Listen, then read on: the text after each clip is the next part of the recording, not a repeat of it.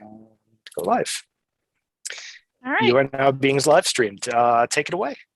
Okay.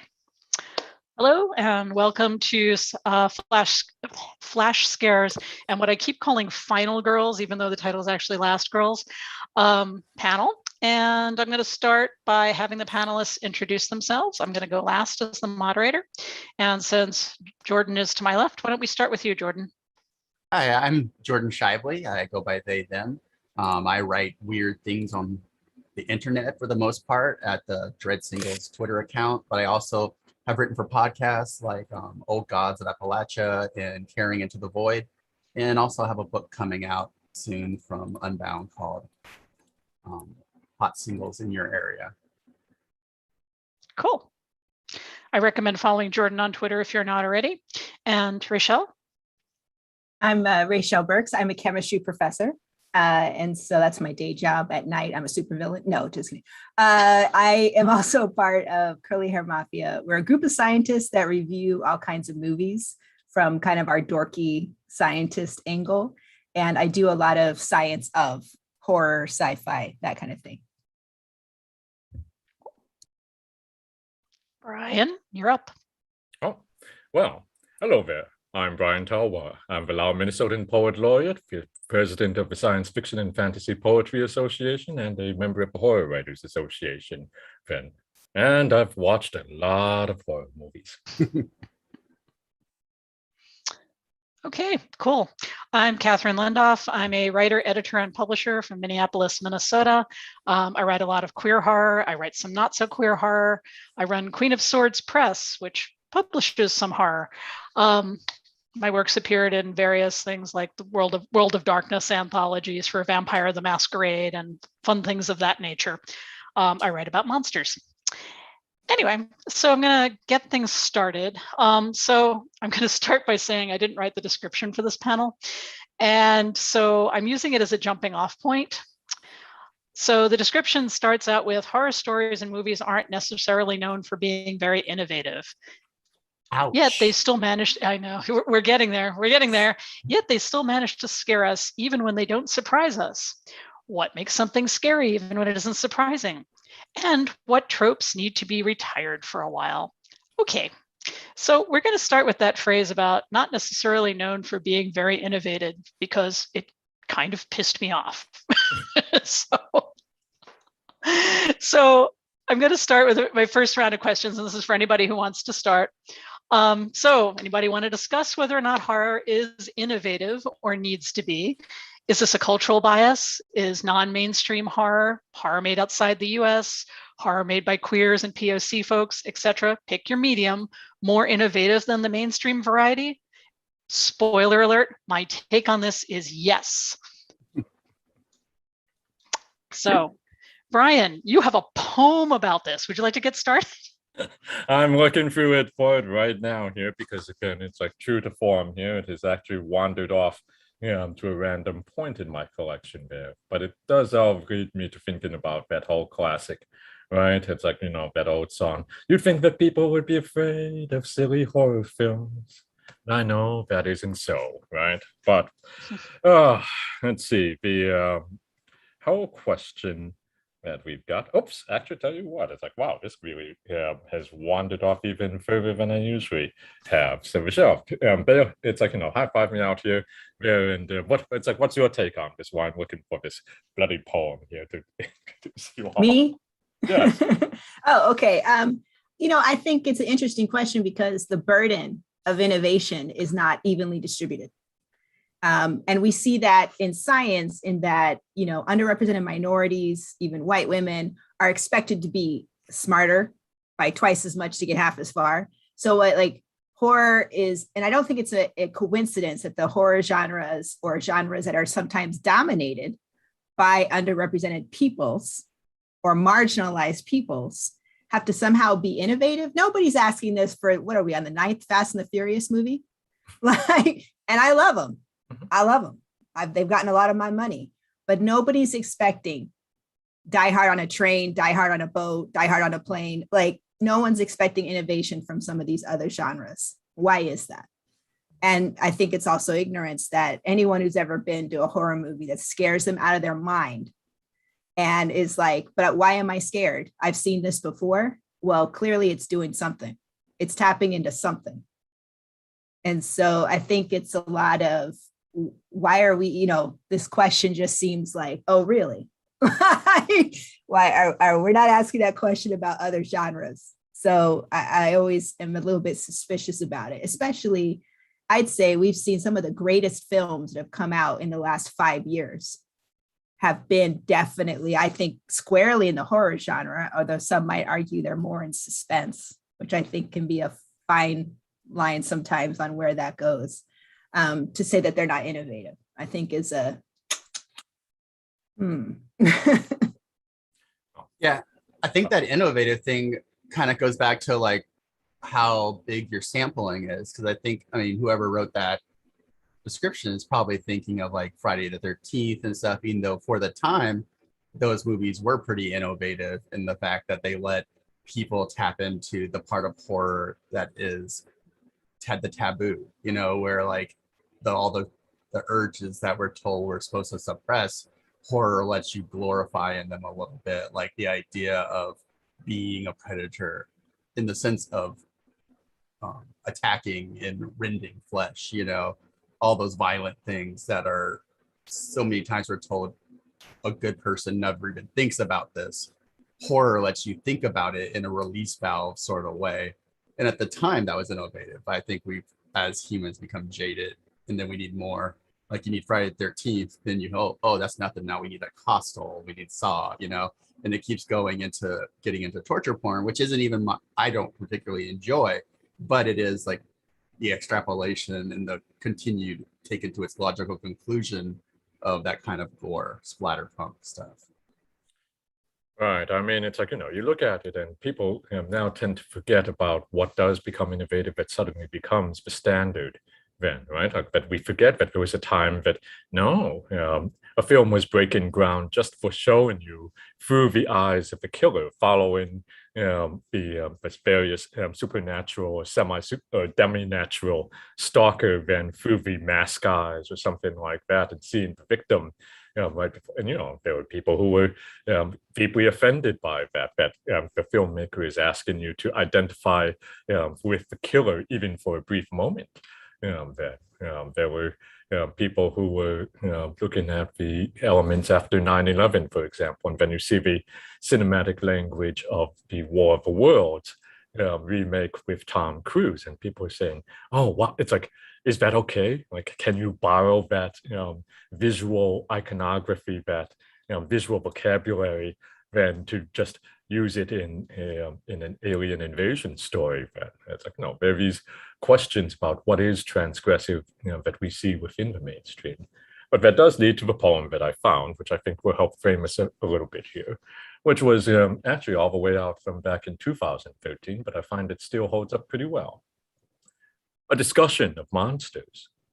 In America, monsters arrive through Ellis Island or from the stars, or morning's rogue angels.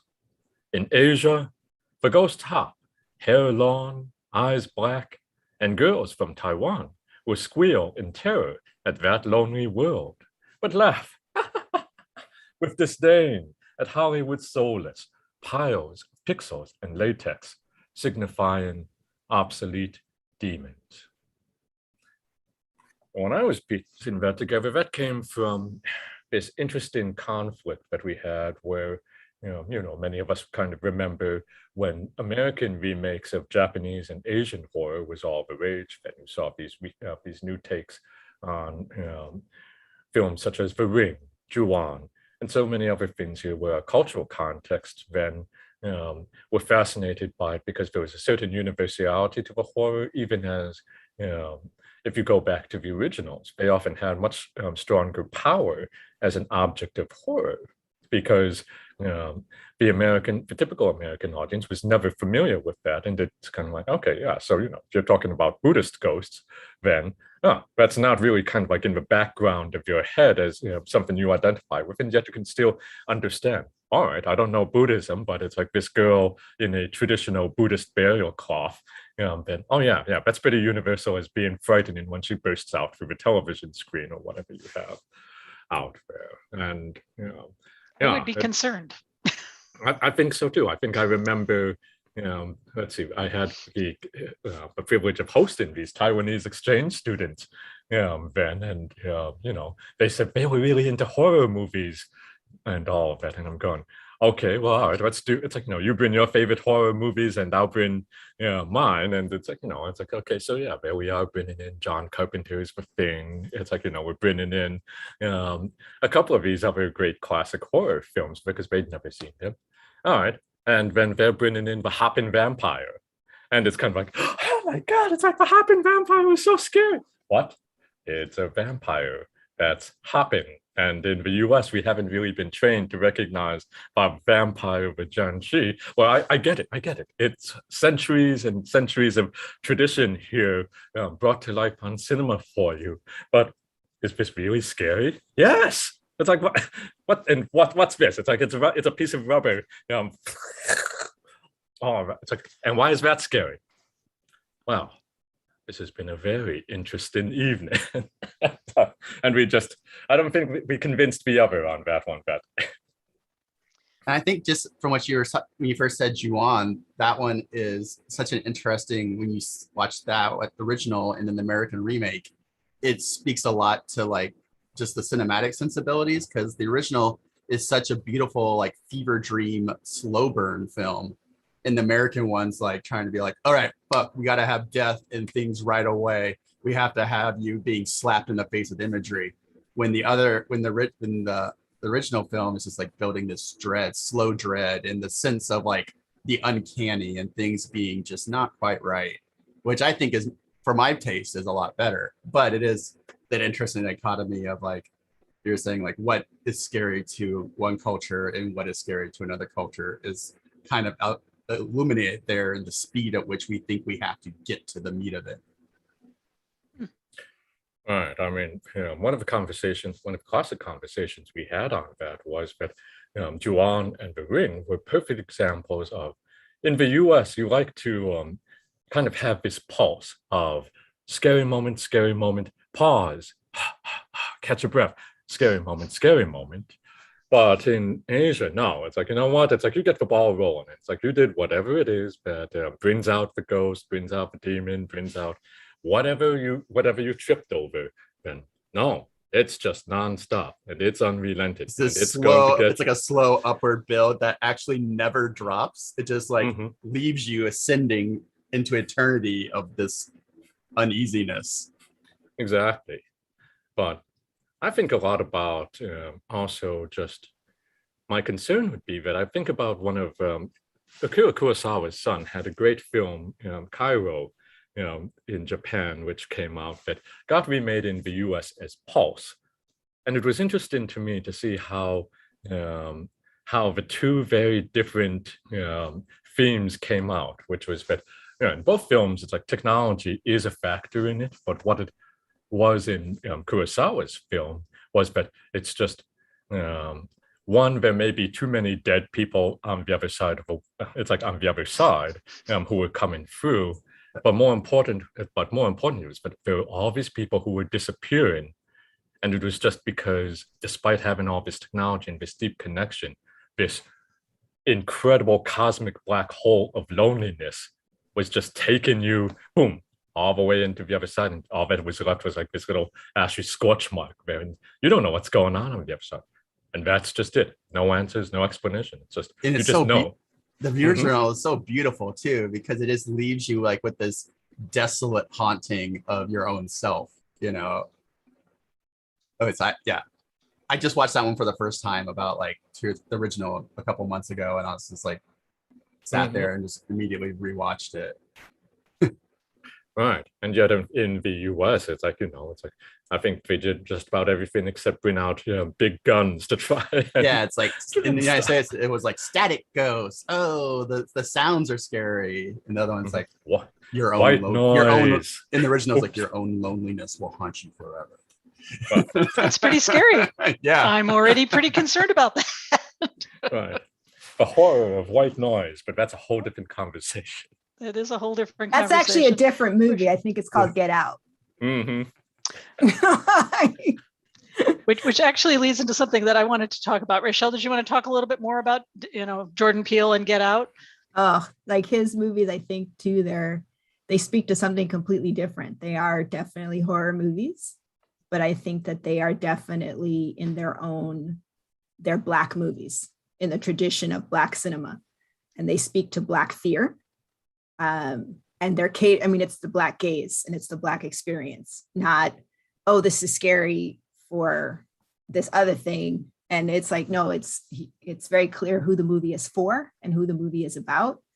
And I'm glad they were able to get made, because that's sometimes that view and that gaze is not financially supported. But I remember taking a long time to see Get Out, because I'm like, wow, that's like reality. And that's not why I go to the especially as a horror film. It was like, first time I saw the trailer, I thought it was a spoof, because it seemed like it was a reflection of real life. I mean, it was like, and then I was like, oh no, this is a movie. Oh my God. And so that really took me by surprise, but then I went to go see it. And I think, and Us is in some ways scary in a completely different way, but it definitely, those movies are, even as they're very American, they're Black American horror movies. And I think that's a very different dynamic. It's a very different viewpoint. And just as a Korean American horror movie or some type of output would, of course, be a different view. And I think that when we talk about horror movies, especially ones like Friday the 13th, like the Jason movies, we say this in terms of like, oh, it's American horror, when I'm like, you mean white American horror? And even the gaze on which they view people of color within their universes is very much that way. There's the white girl, savior trope, or last girl, and then there's the magical Negro that pops up in these genres sometimes. So, but it doesn't get that name, right? Because it's the default. It just is like, oh, this is American, then everything else becomes, kind of this extra label on it. But I do think there's a different type of fear that gets tapped into, because it's just a different lived experience. So the things that make you afraid can be incredibly different, as they should be, like we're talking about in cultural experiences. And so there's definitely been times, I'm sure anyone who's ever, gone to movie theater, different types of audiences in different locations have very different responses to the same stimuli, right? And some of us, like, things that are scary to us, one group, we'd be like, like, I think that the one thing would be like, why did you fall? Like, I love it when, you're just like, what is this silly girl? What is this white girl falling for? Get up. Like, Why do you have so many keys to your key ring? You're like, why did you run into the woods? Like, what is happening? Right? Like, and it just, that doll moved. Why did you not burn it immediately? That's rule one of if a doll moves, you just burn it. You don't. Why are you in the basement? Why are you in the basement? Right. Why did you even go to investigate? You don't investigate. I don't know why. And so sometimes when you would go, because I think it was Jordan, you said, or no, sorry, it was Brian, about putting yourself in the eyes of like the killer or the predator, or putting yourself in the eyes of maybe the last person standing. And sometimes you can't even do that, because you're like, number one, I wouldn't have even been in this house. So I would have stayed home, because all of these people you on this trip with are trifling. I don't trust any of them. Me and my partner right? always play the game of like, would we survive this situation in this movie as it's happening? Yeah. And sometimes the answer is, I wouldn't have gone on this trip. Exactly. Yeah, I'm I would going to a survive cabin because in the woods. I would have stepped With in, these people, saw right. that painting These on the people? wall, and just turned on my heel and left. No, I just I actually want to painting say of something a about this quick bloodthirsty here. nun? I'm out of here. Yeah. So I think that, one of the things that, we miss when we have a conversation about innovation, is the fact that this is something of a golden age for new kinds of representation within the horror genre. Stephen Graham Jones just won a Stoker Award for a novel called The Only Dead Indians, which is it's horror from a native perspective, from an indigenous perspective to the US. There's this terrific show on Shudder called The Deadlands, which it's Maori horror. There's a Maori cast by Maori creators, and they're telling stories that are set in a Maori cosmology. And they're marketing that to an international audience, most of whom was never seen these before. They're also really good. I heartily recommend the series as a whole. There's also an earlier movie. So you've got authors like Carmen Maria Machado, Caitlin Kiernan, who are seen as literary crossover. They're still writing what we would identify as horror, but they're bringing in, queer voices. They're bringing in POC perspectives. They're bringing in, body horror that touches on being trans, for example, as in the case of McKiernan's work.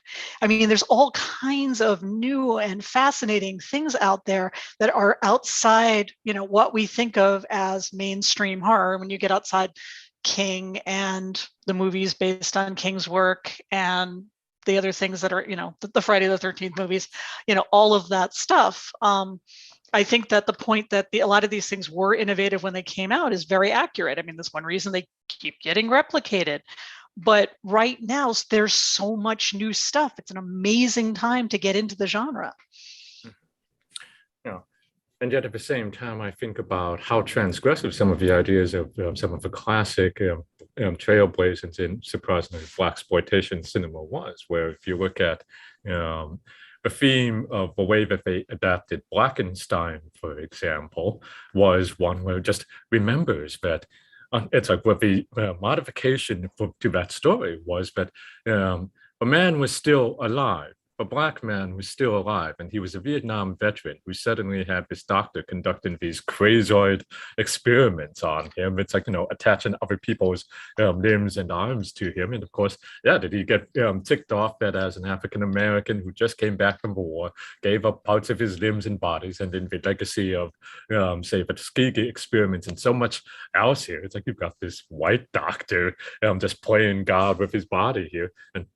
And people don't understand why he's upset and why he reacted, But and yet, of course, that was such a transgressive idea in the 70s, Ben, that I don't know. It's like that, and that's why I guess we didn't see the rest of the natural progression, right? Like it's like like a different take on the creature from the Black Lagoon or something like that, because it's like we were trying at the early stages to really have much deeper and thoughtful social commentary embedded into it, but there were only certain ways that could come forward. And that film was probably viewed at the time as scary for very different things by very different audiences too. Mm-hmm. Like the non-person of color audience is probably seeing that as, their own racist fears are being like shown as this other marauder is coming into their community, and then the person of color is seeing it as like, of course we're being like taken advantage of by the establishment at all points, even without our consent. I think that's what I love about horror. My parents are huge horror fans. We were watching horror movies at probably inappropriate ages, but parents make interesting decisions. But is that you should be viewing these movies as different views from everybody involved. I mean, I've sat in the same room with, my whole family, and I'm like, did we watch the same movie? Because I could have swore we were in the same, and part of that is what I love about this genre is you deal with for decades now, some very difficult content. Now, whether everyone picks up on what's really, quote, going on is part of the brilliance of it. I mean, there are people, right, who have seen Romero's Night of the Living Dead and didn't pick up on some of the bigger concepts that were going on in that movie. And so I think that, it's an interesting thing to look at. Same thing with Get Out. I mean, I don't know how you'd miss it in that movie, but there are definitely people who, they're not seeing like even with Us or Parasite, where they're not seeing some of the deeper sociological issues. And you can look at the movie from very different standpoints. And then you can have some very difficult conversations, but you're having them in this context of, aliens, monster, right? And so sometimes, not all the time, you can have some really deep conversations you could never have had with people before because you all are going to pretend that you're talking about the movie, right?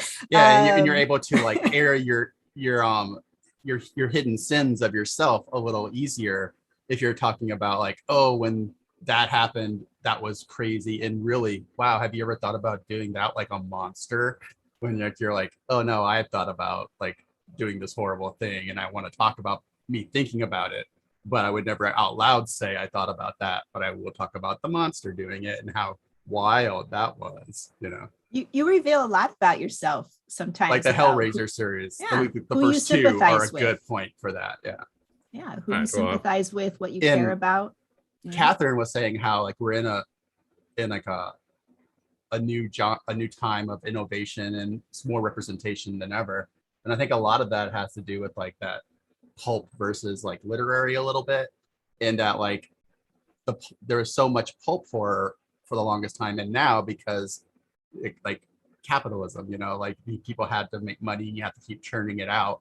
But I think now we're seeing people who are raised on the pulp and are able to kind of make their art from this foundation of having been filled with the more pulp horror.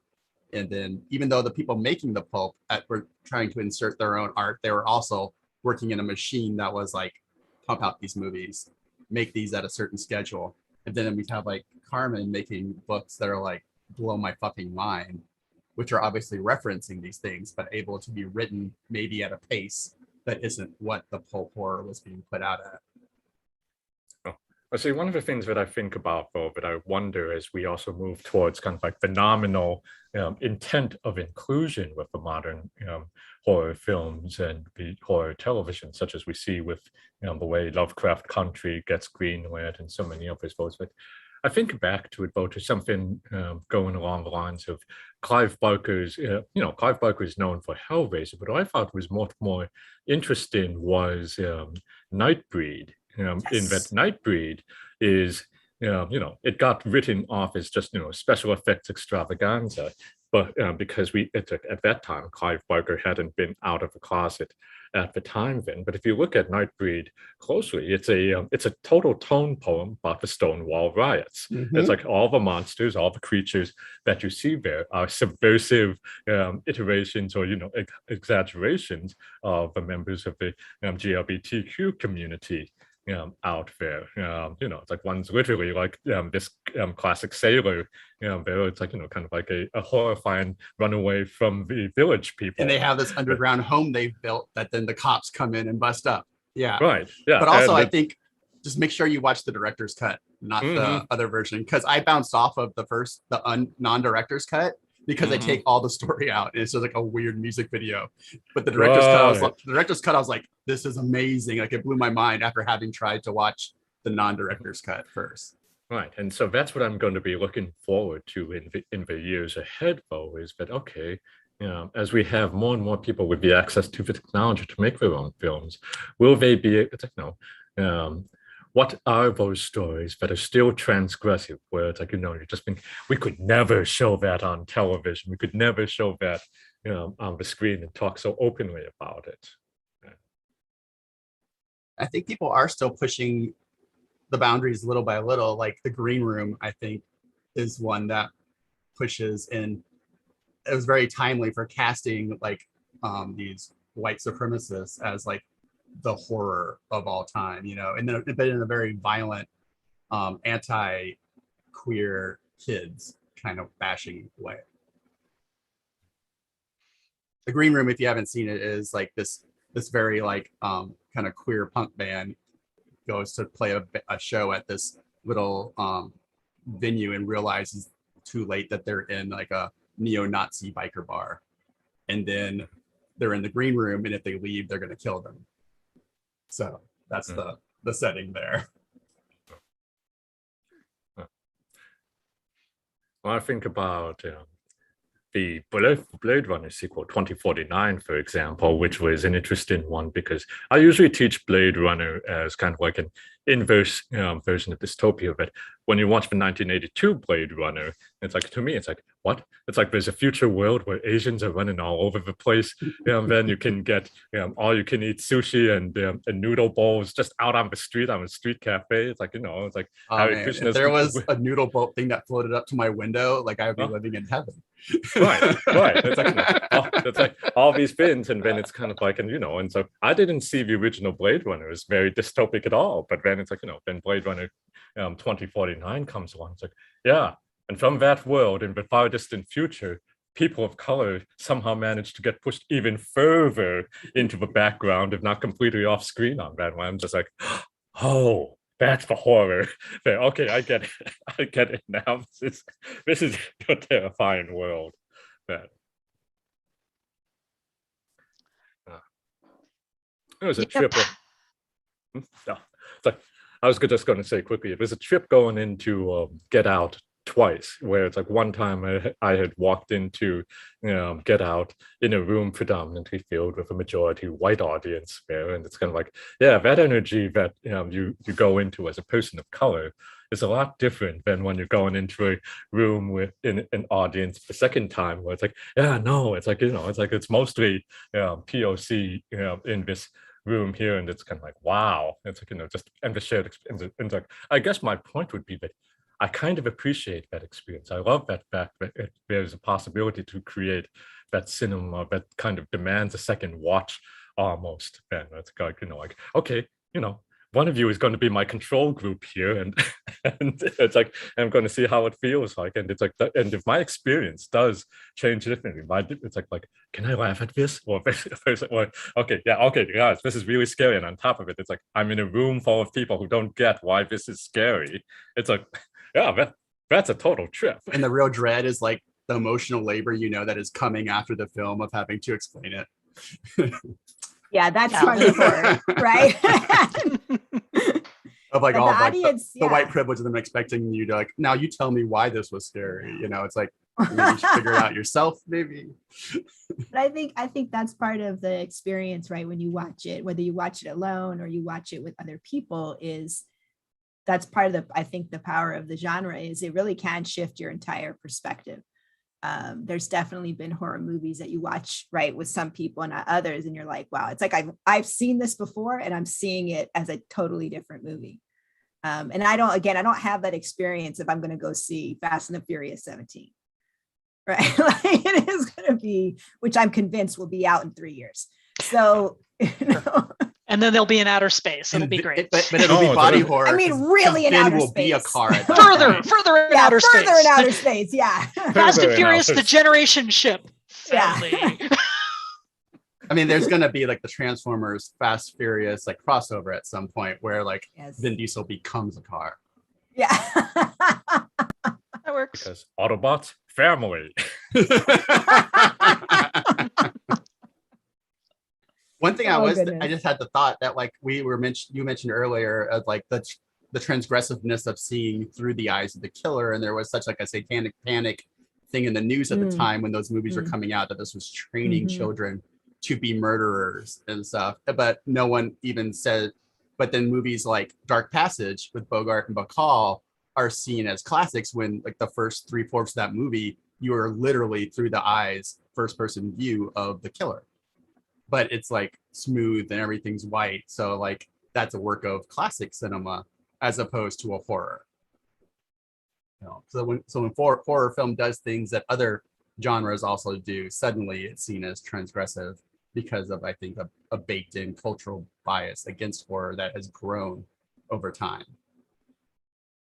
I mean, I think I'm fascinated where we have something like The Exorcist at the time is causing such a stir then because America was still deeply religious and in the Christian tradition then, and particularly from the Catholic tradition. But even if, Lutheranism doesn't really have an exorcist tradition on the other hand, there it's like, no, I get it. It's like, it's like you run into that. It's like, yeah, it's like, okay, yeah, this is terrifying. She's spitting pea soup everywhere. It's kind of like, and yet, we were having that discussion, like, it's like, is it possible to make lightning strike twice been the closest almost has been that whole Conjuring series to me. It's like, with that couple that did the Amityville horror case, Ben, where, because we've done plenty of exorcism films since, but they haven't really gotten that attention. But we keep revisiting the Amityville horror in some ways. But it's like, and can that capture the imagination? I don't know. I think Owning a house is inherently horrific. Mhm. So, I saw Rochelle, I it. wanted to go back to something you were saying when we're still off camera, and you touched a little bit on, films and so forth where the horror was built into it being mundane and mainstream, and how you experienced it as a viewer. So I wondered if you'd like to talk a little bit about that. Well, it's kind of, yeah, like sometimes, I think you were asking like, what's our favorite like horror? And I was like Hallmark Movie Channel, because my God, right? Like, I think sometimes when people think horror, they're going to think it has to be almost body horror. It has to be really gratuitous and over the top and clearly a monster or the devil, right? Like there's got to be an evil. And for me, I'm just looking like the Curly Hair Mafia. We did a review of, I think it was like The Christmas Prince or one of these Netflix, it was actually like a Netflix rom-com. And just the sheer Stepford wife of it really creeped me out. And I'm like, if you look at this as like a horror movie, it's really good. Like, just the placidity, the docility. I mean, there's just this blank monotonous. I'm like, are these people robots? Like there's something in that. And also, if horror is something that just repels you, that you're just like, what is this? Then you think of, why are you making these choices? Like choices that you don't even seem happy about. In fact, you seem scared, right? And yet you're running towards the monster. And so I think some of these movies that just the decisions seem robotic, like it really was very Stepford Wife. And I remember seeing like different incarnations of the Stepford Wife and even reading the book when I was a teenager, as being like, this is scary, because it had a level of realism with the misogyny, with the hierarchy, with white supremacy and these kind of gender roles, that it is real. And that's those types of movies for me personally have always been the most scary, where they take real and they just dial it up a little bit more vibrant, because you can absolutely see it happening, right? Which is why like Get Out really did my head, or certain movies where you're like, oh, this is too much. And so I say it as a joke, like the Hallmark movies, but I'm like, very oftentimes very white, oftentimes very gender role conforming, to the point of like oppressive life choices that you don't really have these life choices. Everyone's in your business. I'm from a big city. I don't want everyone in my business. Like certain things like that, but also like it's clear everyone's going to a script, which is weird to say about a movie, but it seems as if some maniacal force is at work here that's beyond their control, but it's never revealed. We do get the reveal in a horror movie. Even if it's a limited reveal, the puppeteer or whatever force is controlling the elements is somehow revealed. But that's not the case when you watch like White Christmas on the Farm on Hallmark Channel or whatever. You don't get some of the satisfaction you get from a horror movie, but you get all the impending sense of doom. And you're stuck there. You have to marry into the town on top of it.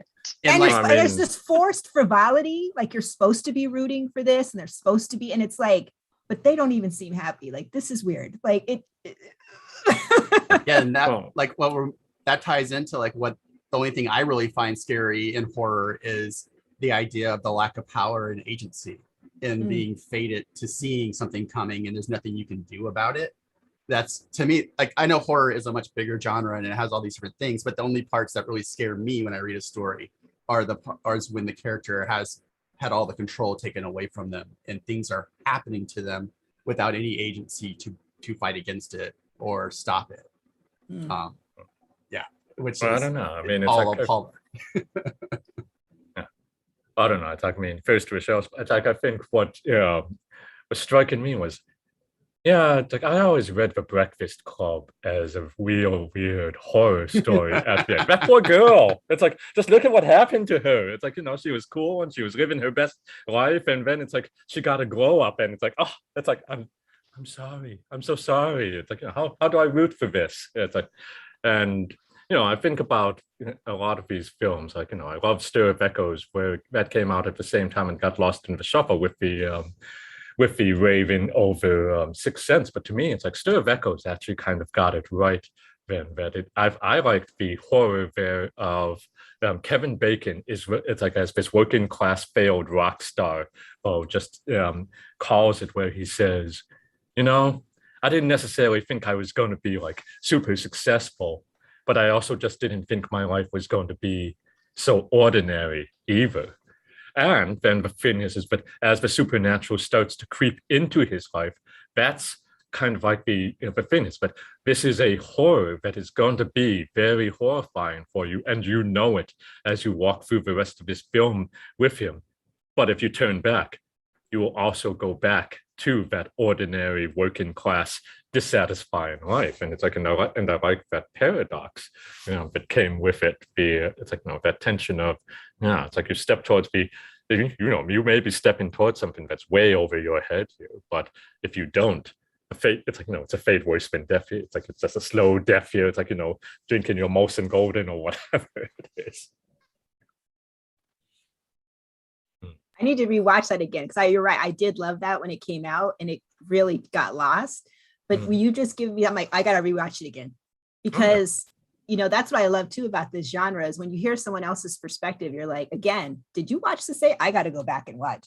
And some movies don't particularly age well, and some you're like, oh no, this is still.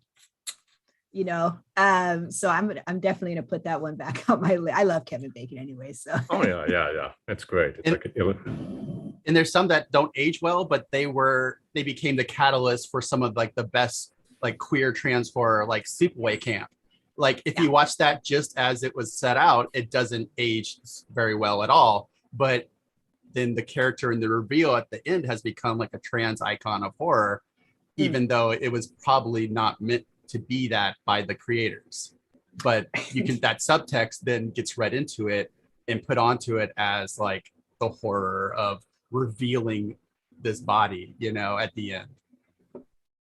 And then you have people like Gretchen Fucker Martin who are like writing amazing trans horror, and I think very much dialoguing with those type of movies that they took in as younger watchers. There's also, kind of a rediscovery of some of the early works that were dismissed or simply didn't tap into an audience when they first came out, or the right audience when they came out. I'm thinking about a lot of the conversations now about reclaiming Jennifer's Body as a feminist film. Because it is. And that's really just kicked off in the last couple of years, because I remember when that movie came out and, it got panned. Everybody was like, oh, don't bother. They're very dismissive of the actors, very dismissive of the writer, and now it's like, oh, well, if we're going to talk about, feminist horror, if we're going to talk about queer horror, you got to be watching, Jennifer's Body. And, it's certainly not the only thing like that, but it's fascinating to see how something, when it first came out, just sank like a rock. Like the second Elm Street. It wasn't unpopular, but it definitely wasn't seen as a completely queer text that it is seen now. I don't know how you watched that film and didn't see it as a queer text, but it wasn't. But now it's like, oh, this is like a very important movie to dialogue with when you talk about queer cinema. Oh, what about Ginger Snaps? For example? Yeah, completely, yeah. In my top 10 for sure. Ginger Snaps so good.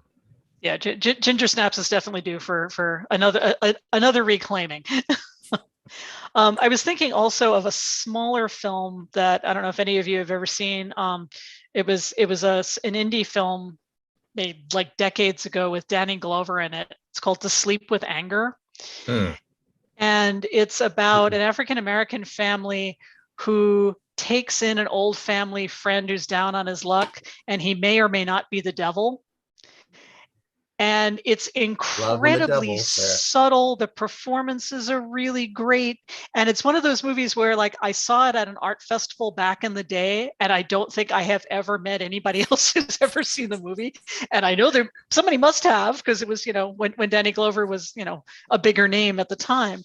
But it's worth tracking down because it's so subtle, and there's so many things about the family dynamics and how he manipulates them that are fascinating. And I think that's another one that I would say is due for rediscovering a contemporary audience. A movie that I don't know if it got a lot of eyes on it when it first came out, but I think is a very interesting thing of queer cinema is Dare Samurai. It's a wild movie, and it's not subtle at all. It starts out with like a transvestite samurai who is terrorizing a neighborhood. But it is probably one of the most beautiful, to me, queer films I've ever seen. So it's on Shudder right now. Yeah, one of the questions we were having as we were watching, Lao and Southeast Asian horror films really kind of come into their own, but was just this question in the early years, Velvet, with the influence of some of the American writers who were coming along trying to help the script development. But it was weird because, they kept trying to go with this model of, the supernatural has to have cause and effect, and that's kind of very different from our cultural traditions been, when it's like, no, they've always been around, they're not going anywhere then, and you can't really defeat it, unlike, say, Constantine, where apparently you just have to get a whole big huge gun to take out the supernatural bad guy, and boom, there you have it. The question was that it was almost kind of like that one classic Japanese centered film. And it's like, oh, now I'm forgetting the name of it, in which, no, it's like, the house is just evil. There's no reason why. It's like, it wasn't kind of like your direct fault, or, the previous owner did this, and now the house is haunted. It's like, no, it just is. It just is evil, and it's like, you can try to understand. It's like, I recommend you run, but no, it's like, you're not, because you're determined to make these dumb choices out there, and we just have to watch competency porn just get upended in the whole process there. Like, yeah, you've done competency everything. porn is the best phrase I've ever. I can't believe I haven't heard that before, but now I'm obsessed. Yeah, in 2 seconds. Yeah, films like Satan's Slaves and like Impedagore and Queen of Black Magic do that, what you're talking about, so well. Whereas it's like, oh yeah, you stumbled into this, and it's going to keep going long after you're gone. You have just tipped your toe into this other thing that has always been and always will be. And I'm sorry you had to peek through the window, but this is what you're seeing until you die. Oh, I mean, like, at the end of The Ring, that was the whole point. It's like, no, you weren't supposed to. Yeah. What are you That's doing? That's actually why I don't know if anyone remembers the film Fallen with Denzel Washington and John Goodman. They don't win. The end of that is so good. I told you this a story about the time I almost died. And I was like, this is, and I remember looking around being like, Denzel, what do you mean Denzel Washington didn't win?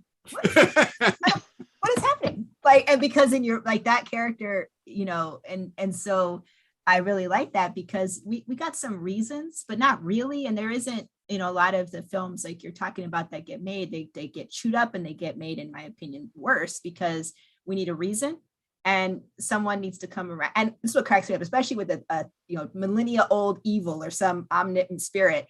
You're finally going to figure it out. Yeah. And okay, right? Like, it's like, you've forgotten this is actually cosmic horror, and you are the arrogance, dust, right? That you finally are going to crack it, right? And then somehow you fool a spirit that has seen 1,000 of you, and you are going to be the one. Got it, right? But I think that's part of the got you that I liked about Fallen is I fell into that trap thinking, oh, he's going to totally, look at that. And then you're like, son of a bitch. He uncovered the wallpaper. Right? Of course he's going to do it. Yeah. He saw the name. No one's ever seen the name before, except for the guy who wrote it on the wall and died later. Yeah. I mean, it's like, I mean, I know we give it a lot of static now, but Drag Me to Hell back in the day Oh, it's from Sam good. Raimi Yeah. was one where it's like, okay, yeah, it's like, it's like, okay, there's stereotypes about the wrong woman. It's like, the fortune teller and everything else like that. That's horrible out there. But still, it's kind of like, oh, wow. It's like the final girl was not, in fact, actually the final girl out there. And it's like, yeah, it's like The only final girl is always the devil. Right. Or Jamie Lee Curtis. Right. Like I Ooh, can't she's believe In fact, a Horrible. movie in which Tired. Jamie Lee Curtis was playing the devil would be pretty Mhm. awesome. Oh, that that's like, I mean, I how many would times is pay she to supposed to see it. kill Michael Me at this too. point? isn't she tired? I think we should like. Come on, She like, feels like she wants a nap so bad in the right. there. Mhm. Mhm. The weariness. That's the real. It's just like the horror is like again. Right. I did enjoy the subversion of like the final girl in the new my brain just space Halloween, where it's like, no, these people are very competent and they it happened to them and now they fucking plan. I did enjoy that, especially the part, spoilers, where like she's like in the basement and like, oh no, and then he looks like, gotcha. I always Face thought just though that drops to like, I was faking. I am not faking. I've been training for 15 years for this. see for me, I always thought that I was wondering if we were ever going to rehabilitate the the Resident Evil series. Do they on need that one. rehabilitation or are they just beautiful how they are? Well, it's like it's that it to me it's that okay, here we have a really, really brainless zombie film on the one hand, Ben. And yeah, that's like, and you feel dumber for having watched it, but then here comes the sequel, and it's coming after you again and again, and they just keep getting progressively dumber, and they keep getting closer, and it's kind of like, oh god, it's like, it's got this looming horror. Yeah. But he's then kind of it's like, this is the one that's going to make it make sense. This one will Right. make it make sense this time. I don't The know. It's like- optimism. The optimism. Hope Right. gets ground down. Okay, Well, so it's we've like, only got a And then we couple just more watched minutes Train to left, and we Busan do have an instead. audience question. okay, yay. So why don't we go out on this one? We're getting asked, if you have an opportunity to remake a horror movie that you think is mediocre, what would you pick and how would you improve it? Oh dear. Oh, It's like so many. Just pick one. Just pick one. Think it over. This isn't going to make sense to a lot of people then, but it's like, yeah, I'm going to pick Hell Comes to Frogtown with Rowdy Roddy Piper, and that only makes sense. It's like because Hell Comes to Wow. Frogtown, yeah, it's in this dystopian future where apparently Rowdy Roddy Piper of all people is the last fertile man on the planet, and he's being escorted. It's like to this place where he can apparently save the human race, but of course Frogtown, then which for my Minneapolis and St. Paul residents, is a completely different place. In this film, Frogtown is filled with gigantic mutant sex-starved frogs out there, and it's kind of like, this is so horrible on so many levels, and I feel like I should be enjoying it, but I just wasn't. And it's like, that's like, today I suppose he'd be played by Barack or someone like that, which would be a step up, but still, okay, that's mine. That's like, Rochelle or Jordan, you got anything? No, I'm going to go with one of my parents' favorite movies, which is Killer Tomatoes. Ah, What, CGI tomatoes or practical effects tomatoes? I'm going to go with, I do love a practical effect. And I think you could do it. It'd be a lot of tomatoes though. maybe a mix, like the front line of tomatoes would be real, but then like Lord of the Rings, the next 10,000 would have to be CGI. And let's mix it up. Not all red tomatoes. We got to throw in some green zebras, right? We got to really, but no, I just love that. I think you could really play into the fears, right, that people have about GMOs. climate change, Pesticides, climate change. pesticides, right? Like, kind of, and it all comes back down and I was technical consultant, dare I say, and I just literally blanked on the movie with Chris Pratt that just was on Amazon Prime. I did technical consulting. Tomorrow Aliens. War. Yes, I was technical. I You're refuse welcome. to. I refuse to watch it because Amazon You're has tried to welcome. make me watch it so hard. But basically at the end, you're like, so whose fault is it? Climate change. So I want to make it, because that movie is so silly. It's tomatoes, but there's just something about it that I just love, probably because it was kind of a favorite around the house, but there's something a bit challenging about making a fruit. You have like a tagline like, this summer it's farm to grave. My movie would be like one that actually everyone said was an amazing film and I didn't think was. I would remake Midsummer and take out all the bullshit like frat boy jokes, take out all of the othering of disability as monstrosity, and I would keep the pedal on the good parts where it's this clear dread in the daylight that keeps going up, and not give all these release valves, which I think what I thought ruined the movie, and keep going up and then just leave it ascending into like a dizzying horizon with you going and focusing on the parts like in the shed where the body is flayed out like this beautiful weird flower, which I thought was a very affecting imagery, as opposed to flesh skin mask on this guy's face with a hammer, which I thought was super tone deaf and also dirty it up a little bit.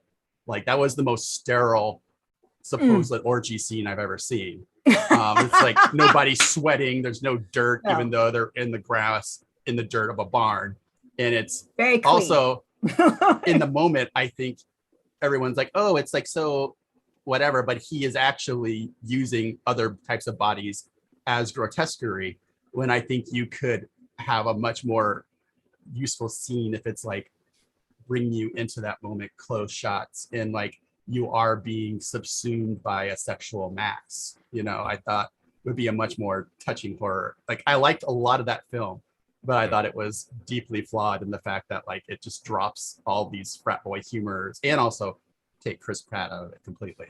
Like just cast anyone else, and then many things are improved that way. And put several people in bears. Like every man in the film goes in the bear. No. Oh shoot! I'm going to pick the Surf Nazis Must Die franchise. I think that's something that could be reworked into some really interesting stuff. There's some core elements there, particularly the first one, that I think might resonate with a contemporary audience. Ooh, The Wicker Man is also another one where, 2 films in, it's like, okay, it's like it's a sad state of affairs when the version where you're burning the equalizer to death in a gigantic, wooden man it's like it's much better than Nick Cage going crazy, than about bees. It's like, I love the original so much too. Like I love that one. I think I would dial up the horror too Beloved. It is a horror story. It's a lot of things, but one of them is like, and the movie, it didn't really go in totally, like, I would like to see that. Like, I'm just in my mind, I'm imagining if Jordan Peele had directed Beloved, what would we have gotten? Right? Like, because it's very much in that I could see that happening. I don't think that movie will ever be, or that book will ever get another adaptation, but I could see that being. Yeah. Okay. We are in fact out of time. Thank you all so much. This was great. This was a lot of fun. Thank you to Skepticon. Thank you to the audience. Apologies to whoever's description I trashed. This has been a great conversation. I hope we get to do it again. And thank you. All right. Thank you, everybody. Thanks. Thank you.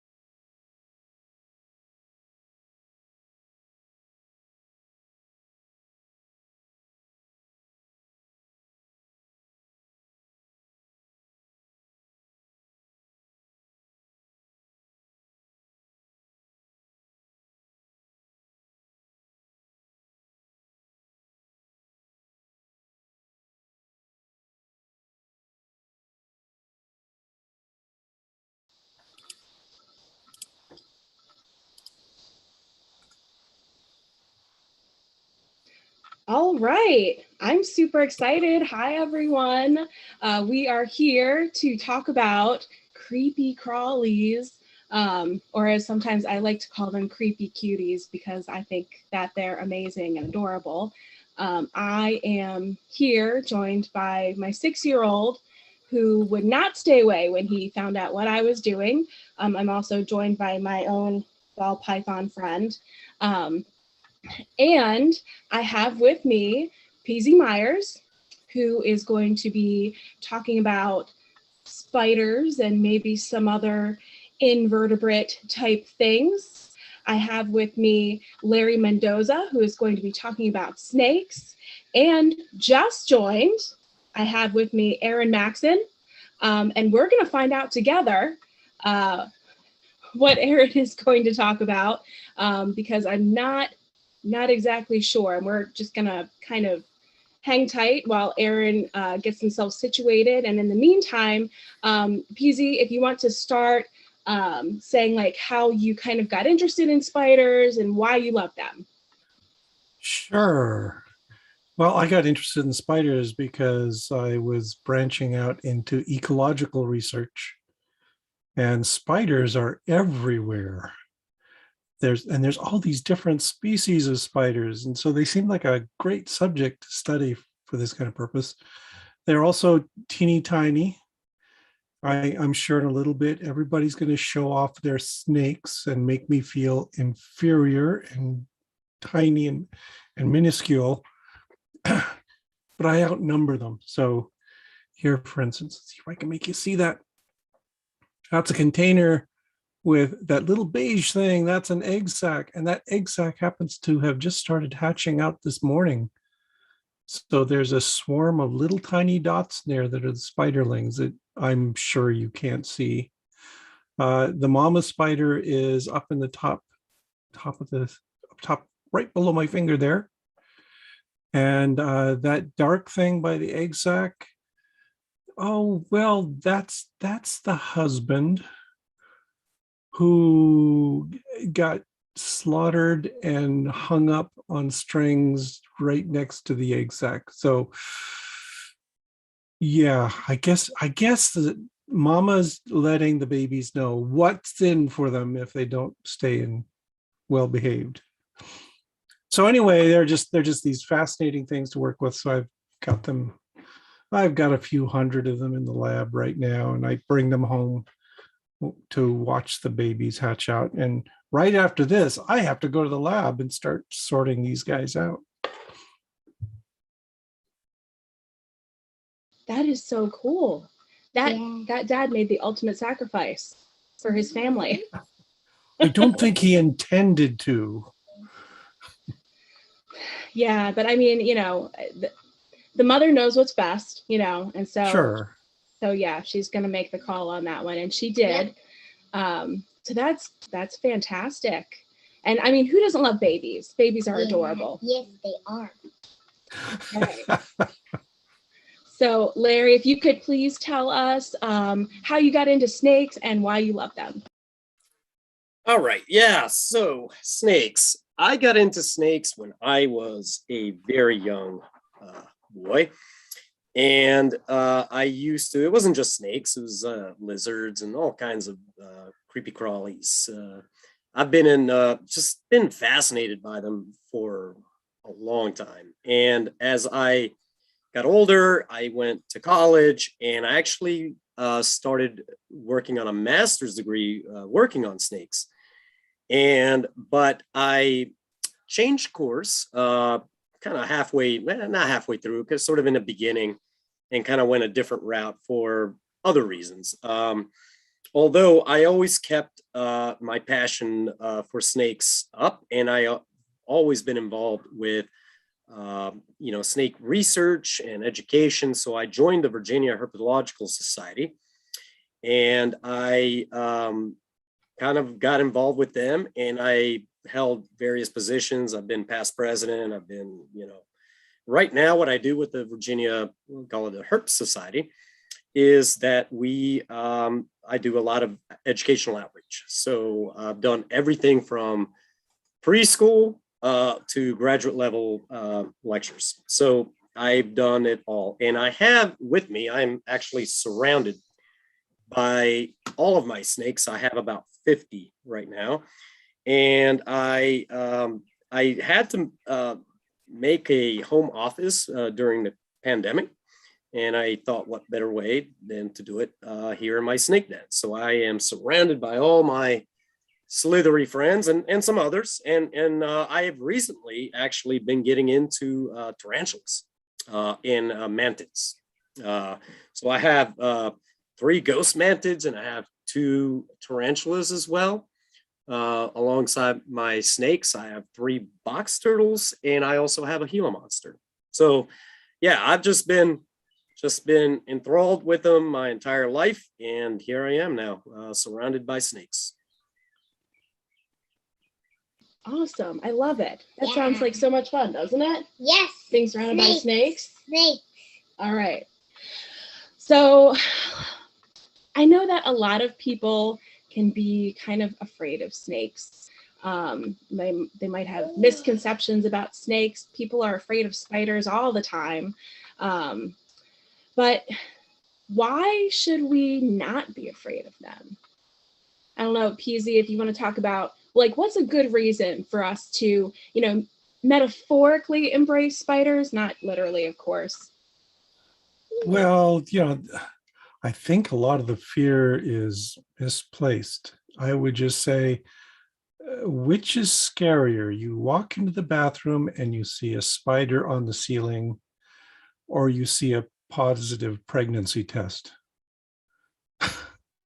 Because, yeah, I think little creepy crawly babies would be far more scary than spiders.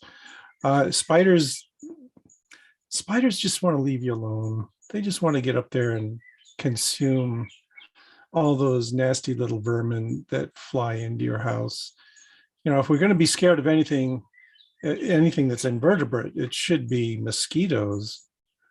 And spiders eat mosquitoes. So yeah, we want more spiders. We just got done, we transplanted some big Argiope spiders into our garden. And that's actually what you see in my background. Let's see if I can get there, right there. There's a big Argiope yellow garden spider. So we got those growing in there. And they're beautiful. They're just pretty animals, and they don't cause any trouble. I mean, one of the joys of having them in the lab, for instance, is when I'm working with them, I don't have to worry about these things running away or trying to escape. I open up their containers and they just sit there quietly, eagerly awaiting the flies I'm about to drop on them. But they're not going to cause any trouble at all. So yeah, if you want a harmless, friendly pet, spiders are a great way to go. Also, everyone's seen jumping spiders, right? Jumping spiders are really common. They're all over the place.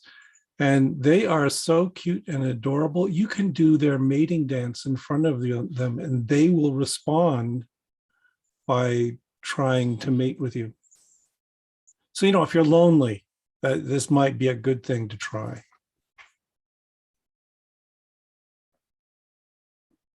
That sounds fun. Yeah. That sounds incredibly fun. That sounds like a great learning exercise. We're recently joined by Erin, and I like to give Erin a chance to talk. Hi, Erin. How are you? Hi. I'm going to need, can you unmute yourself?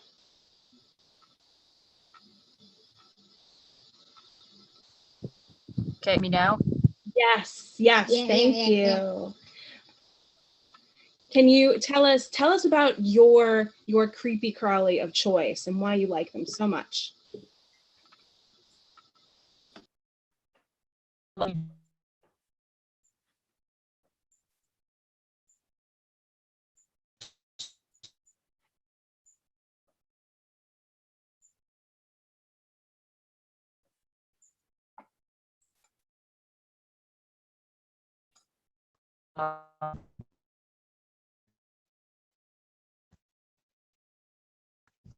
Erin, did you get maybe Erin didn't Oops. get their vaccine yet. They don't have that 5G. That's a joke. That's not real. That's just a That's joke. what happens when you're out in the field doing research. You see? Yes, yes. Yeah, when you're out in the field, there is no guarantee of cell service anywhere. Hi, Aaron. Welcome back.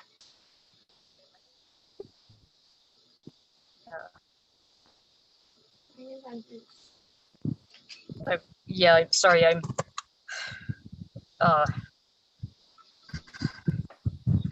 so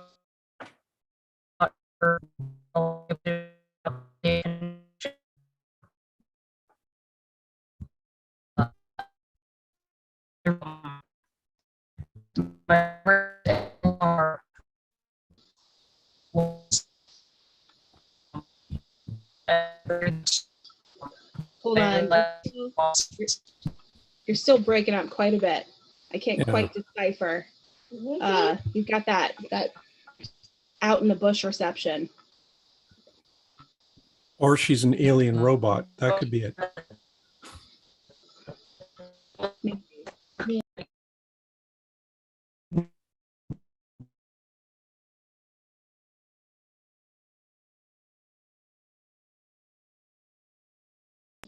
All right, well, that's all right. I'm sure Aaron will get into like a nice spot. And until then, let's talk, Larry. Why should we love snakes and lizards? Well, I mean, the question is, why shouldn't we love snakes and lizards and all other reptiles? After all, they've evolved just like every other animal. It's just that they evolved a little bit differently to fit their needs. And, you know, one of the things that I think people fear about snakes is that they just, well, there's a couple things. I mean, there's that whole nurture nature thing, right? Have we evolved to fear snakes? Well, there's some hypotheses out there that might suggest that we're keen to seeing some, you know, when we see a snake, we automatically, you know, have that kind of fear response only because of the way we evolved. They used to be, you know, you know, when our ancestors kind of started moving away from the trees into the land, you know, these guys, some of the venomous snakes would be, you know, potentially killing them. Anyways, you know, there's a lot of reasons, but also I think there's a lot of cultural aspects. And so one of the talks that I give is I do talk a little bit about the cultural aspect of snakes and how various cultures throughout history have viewed the snake. And in a lot of cultures, snakes actually are revered, they're worshipped, they're respected. And it's when you get into, I think, some of the, you know, even the Western religions, like, you know, the Christian religion looks at a snake as a Satan, as evil. And so that kind of permeates through history. And so a lot of they're not really then brought into a positive light in popular culture. So what tends to happen is, you know, all the movies and even the news media, always, when they talk about snakes, it's usually very negative, you know. So, but, you know, how can you not like love a face like this, right? I mean, they're just the coolest, you know, interesting animals, and they're all different. If you pay attention to each species, individual species, you'll notice that they are as different to each other as, like, you know, a cat and a dog, or, you know, in some cases, or you know, a lion and a tiger, right? They're different, but most people, I think, just because they don't understand these animals, they just have been either taught to fear them or just you know, have always seen them in a negative way through our media, that they all of a sudden, you know, they just, you know. But in my experience, every time I've given a talk, and I usually, you know, ask for a poll, it's like, how many of you here like snakes? And, you know, a few people, kids, and these are kids, and adults sometimes. And then I ask how many of you don't like snakes, and again, a bunch of other people raise their hands. And it never fails that by the end of my talk, and I bring live snakes to these talks and people get to interact with them, all the people that were scared, a vast majority changed their minds. So I think it's really about finding a safe space for people to be able to interact with them so that they feel comfortable. They know that, look, this is a snake that's used to being handled. And I tell them that these guys are, and then they just start to look at him. And then all of a sudden it's like that light kind of like, wow, these are so cool. They're not slimy. They're not. And I think it's really all about just really understanding them and learning about them and having, encounters with them that's in a more of a, in a safe place to do that, instead of like in a wild where snakes tend to be defensive, right? They think you're a predator, so they're gonna, strike at you sometimes, they'll rear up, and that tends to really freak people out. But when you really bring snakes up close and personal like this, and people get to play with them, then people realize, hey, they're not that scary. Of course, the lighting here is a little bit there. See if I can. So this, what I'm holding here, this is a juvenile corn snake. It's one of the pet store morphs or breeder morphs. It's got more of a orangey color. They breed these snakes in so many color variations now. It's kind of crazy. It's artificial selection, of course, and but they are some of these, they are pretty. And so you can get one of these guys as a pet, and they make great pets, by the way. They're quiet. They don't have to eat every day. They eat maybe once a week, once every 10 days. You can go on vacation for a week, just leave plenty of fresh water, and they'll do just fine. So they're easy pets too. Another reason why I like them. I can confirm that my reptile pets are incredibly easy to feed, to clean up after, to take care of. Yes, and they're great fun. I think that I remember having that first experience with a snake, like the first, where you get to touch them and you're not sure what to expect, and you're like, but like, what if they're slimy? But then you touch them and they're smooth, and you feel like all their muscles moving, and you get to understand how their body works. And it's just so cool. It's just so cool. I totally agree. So I think it might be cool for us to kind of talk about, like, maybe how can we overcome that, like, hesitance to, like, get to know our creepy crawly, planet mates? Like, how do we kind of bridge that gap? And PZ, I'll kind of let you go first. Like, how do we do that? Oh, that's a tough one. Yeah, I've done demos and lectures for kids as well. And I do have one small problem. I can't let kids play with these because they are venomous. And the particular species I study does have a venom that's medically significant. So it probably won't kill you, but boy, will it hurt.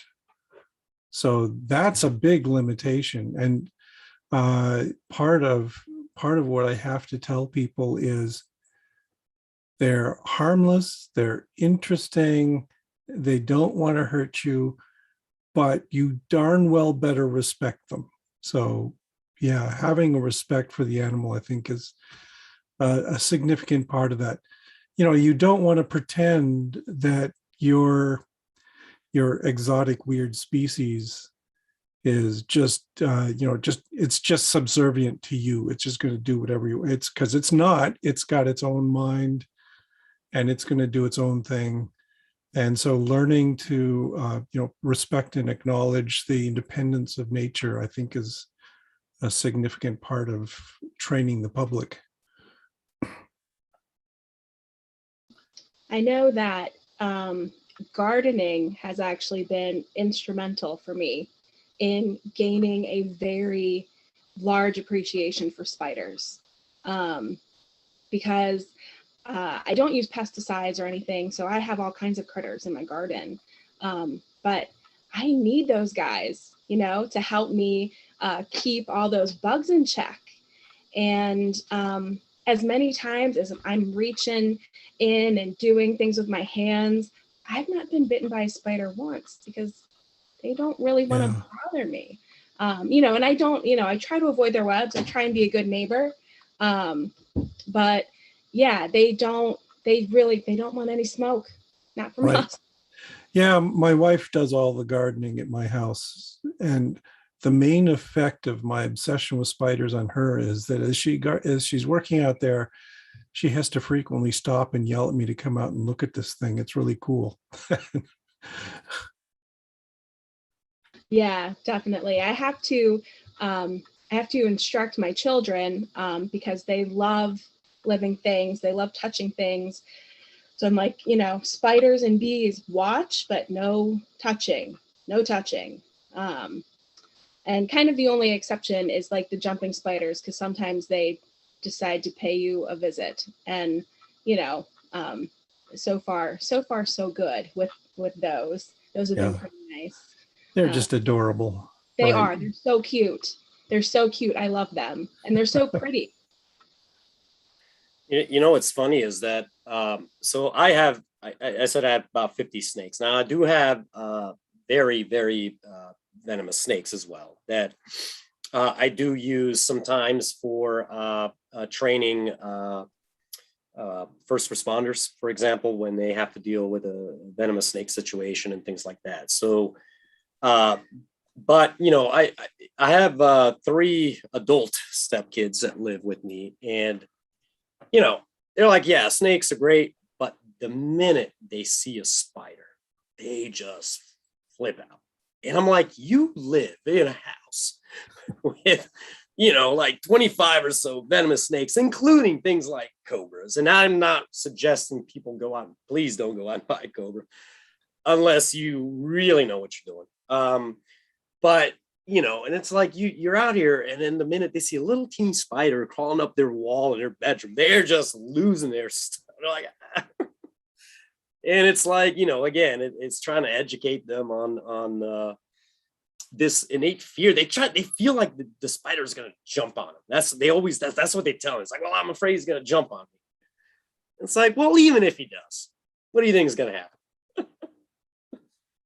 Have you ever, APC, have you ever had a spider jump on you randomly? No, I've had them jump on me when I put my hand out, though. And then you just get this delightful, delicate little skittering as they run all over your hands and explore you. And no, it's no problem. Yeah, that's it's always trying to get people to overcome that, just, that whatever notion they have about whatever animal it is, that it's going to do whatever they think it's going to do to them. And the same thing with snakes. And one of the questions I get asked a lot is like, well, do your snakes bite? And I said, well, they have a mouth, so technically they can. But if you treat them nicely, like I'm holding my wild type corn snake. This is a Virginia corn snake here. That's what they look like in the wild. If you treat them nicely, and this is, by the way, a wild caught snake. This is caught in the wild. It was rescued by animal control, and they brought him to my house, in which I now use for education. But this is a wild snake, and he's behaving like a pet if you know how to treat them right. So it's all about, really, I think it's about education is key. Education, and then exposure in a safe environment. And the same thing with spiders, even though you can't touch them, but if you have them those cool little, like those containers you have. And I'm learning a lot about spiders now. I'm just on YouTube, just absorbing, people that keep tarantula and stuff. I'm just like enthralled. And so as I said, I bought a pink-toed tarantula, and I got a white striped knee tarantula. And I'm just like fascinated, just the way I've been fascinated with snakes. I'm like, now that's my new addiction, is spiders. So it's really cool that, PZ, that you work with spiders and that you do some research with them. And if I may ask, what species of spider was it that you held up? Oh, yeah, that's Peristeatoda tepidariorum. It's a really common model system for studying developmental biology of spiders. Oh, very cool. So they are very small, and that means that they're not quite the photogenic, charismatic pet that those snakes are, but they're great if you're studying cells and putting them under a microscope and doing that kind of thing. And it also means I can keep hundreds of them in my lab without straining my resources too much. Yeah, I mean, when they breed, they breed like get hundreds, if not, Oh yeah, sometimes even, hundreds and hundreds of these little babies. So you have plenty of right. Yeah, and that's why it's a shame I can't show this to you, but there are all these little dots in there. These just hatched out there this morning, and there's probably 100 baby spiders in here that are completely invisible to the audience, but makes me go, ooh, how cute. So they're all in here. And I was going to ask you, you talk about medically significant venom, right? In a sense that if they bite you, they could cause some, pain, or same thing with snakes, obviously.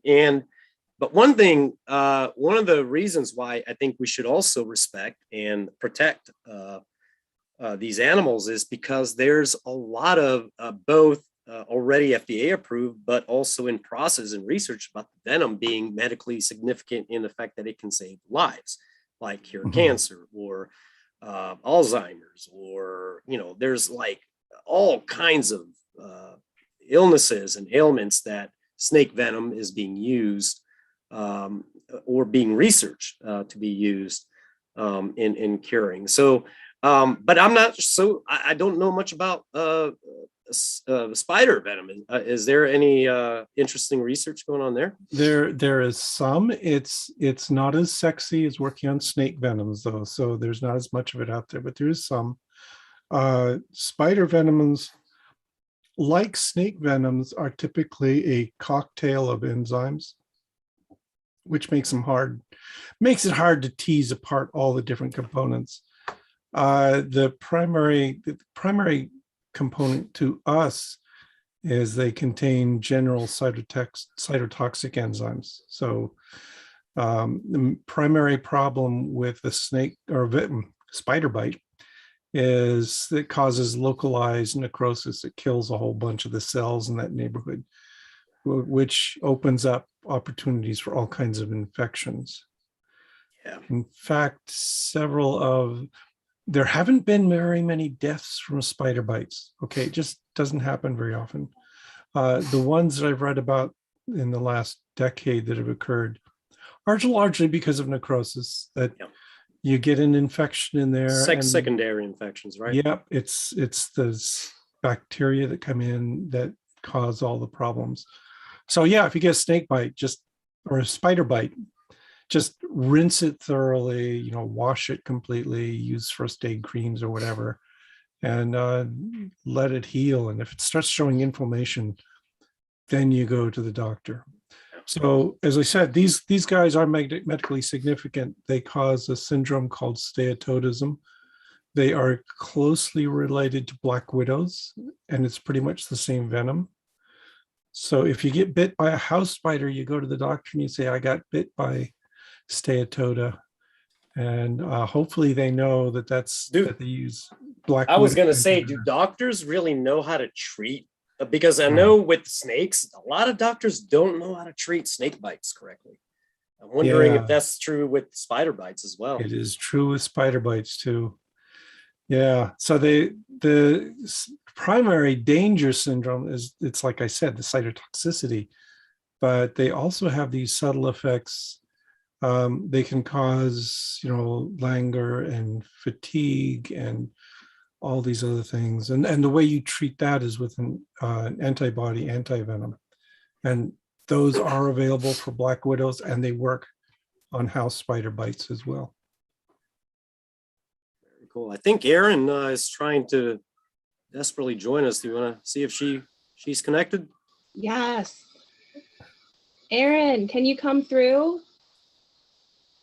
Maybe if you leave your video off and just try and talk, you might get a little bit more like bandwidth, and then we can hear from you. And you're muted just in case you're trying to talk because we cannot hear you right now.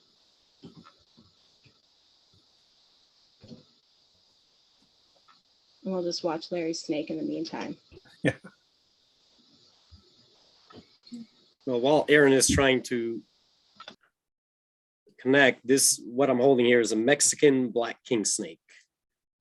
And I figured he would be an awesome, Friday the 13th was yesterday, but a Skepticon 13 snake. This is like cool, blackest of the blackest metal snake. Completely harmless to humans, non-venomous. But he's a king snake. So he eats What do they eat? Other snakes.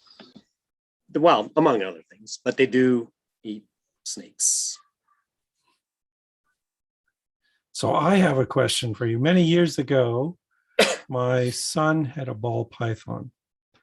And the question I have is, where do you go to ethically purchase snakes as pets? Because we bought it at a biker show. And I don't know if that's the best sort of venue for it.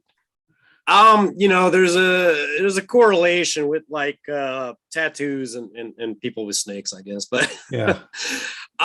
So that's a great question, actually, because one of the things we don't want to do we call it the hobby, right? The pet hobby or exotic pet hobby or snake hobby is to contribute to poaching, and not just poaching, local animals, but also poaching from exotic animals from Africa, from Asia, from Australia. So I would highly recommend anytime you want to buy a snake, purchase it from a breeder. And you can do that one of two ways.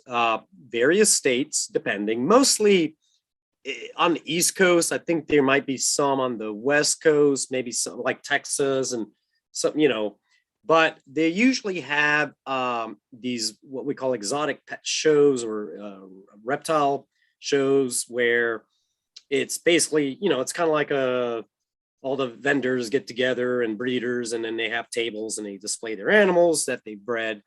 And always ask, is this captive or is this wild caught? And if you find a good rule of thumb, and not always, but a good rule of thumb is if you find a really cool snake and it's really cheap,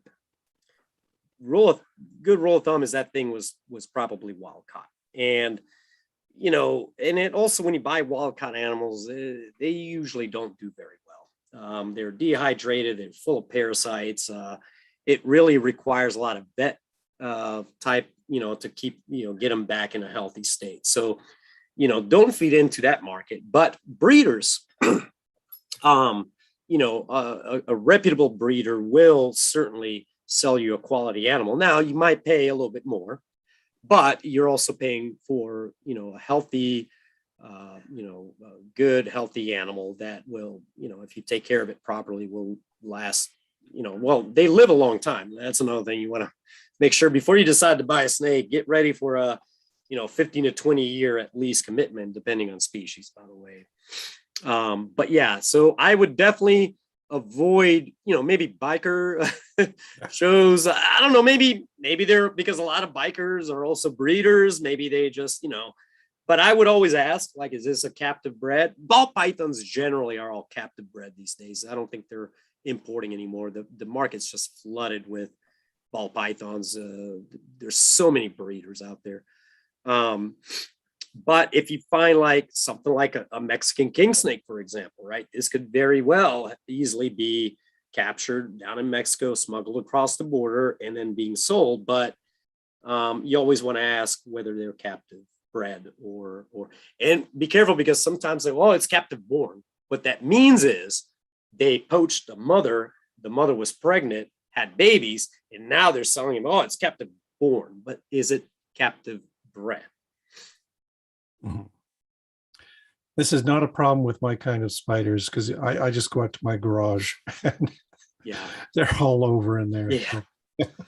Well, with spiders, yeah, it's but in the tarantula world, I'm learning is that there are some tarantula keepers that get these exotic tarantulas imported, and and those things, I mean, they're full of parasite. They just don't do well at all. They don't adjust, and you're paying like, 50, $100, and then it's like 2 days later, it just drops dead. And it's like, so you always want to do your homework. Yep. Always do your homework. Hey, Aaron, how you doing? You thinking you're getting in a good spot to join us? I can see you're muted. Let's see if I can give Aaron a chance to kind of pop on here. I can hear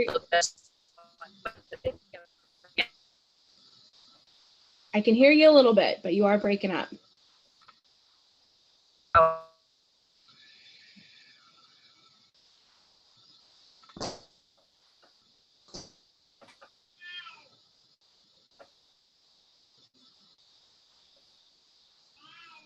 I guess we'll see what happens.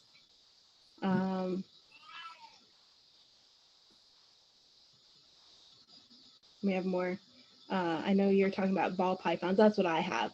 And Aaron, just interrupt me if you'd like. Just completely interrupt me. I'm just filling the gap to see maybe if we can get some reception to have you on. We got a ball python because you there? I am, but I was already at the place that had the best reception, and that's where it kept cutting out. So it's not going to work. I tried. I'm sorry. It's okay. Yeah. But we can hear you a little bit now. Yeah, I don't know how long that's going to last.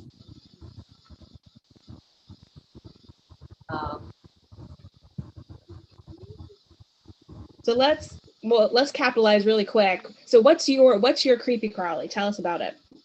I really love wasps.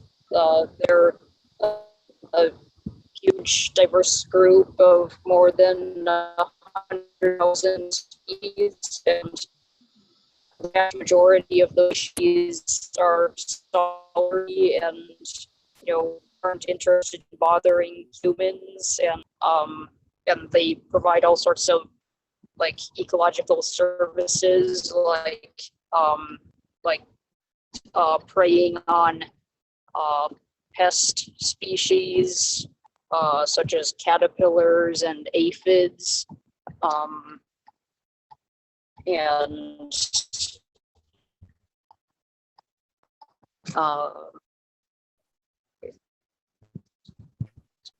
I seem to be getting better reception here somehow, even though that's not what's showing on my phone.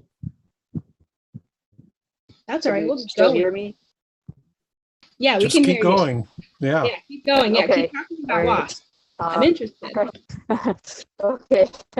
So, like I used to be afraid of wasps because I always heard that they're just aggressive. If you walk anywhere near their nests, like they'll come out and attack you and sting you relentlessly. And I never really had a opportunity or a reason to question that knowledge. One summer when I was visiting my aunt in southern Minnesota, and she had an RV parked in her driveway the whole summer, and a bald-faced hornet had built a huge nest on the back of the RV, and the nest was facing the in-house, and you'd think that would be a dangerous situation, but for some reason, like the wasps of this nest weren't, like they didn't care about people at all. Like I tried to believe, I was watching them several feet away on a hot summer day, so I could see wasps like coming and going, to feed their larvae, and wasps, chewing up like wood pulp and building up the walls of the nest even bigger. And there were wasps like sitting in front of the entrance to the nest, fanning it with their wings, probably to cool out the inside of the nest. And they just carried on like I wasn't even there. And so I, very slowly and cautiously, like, stepped closer and closer to the nest. And the wasps never like became aggressive. Like, and eventually I was able to stand, just inches in front of the nest, and like the wasps that were, going to and from the entrance just, diverted their flight path around me like I was a weird tree.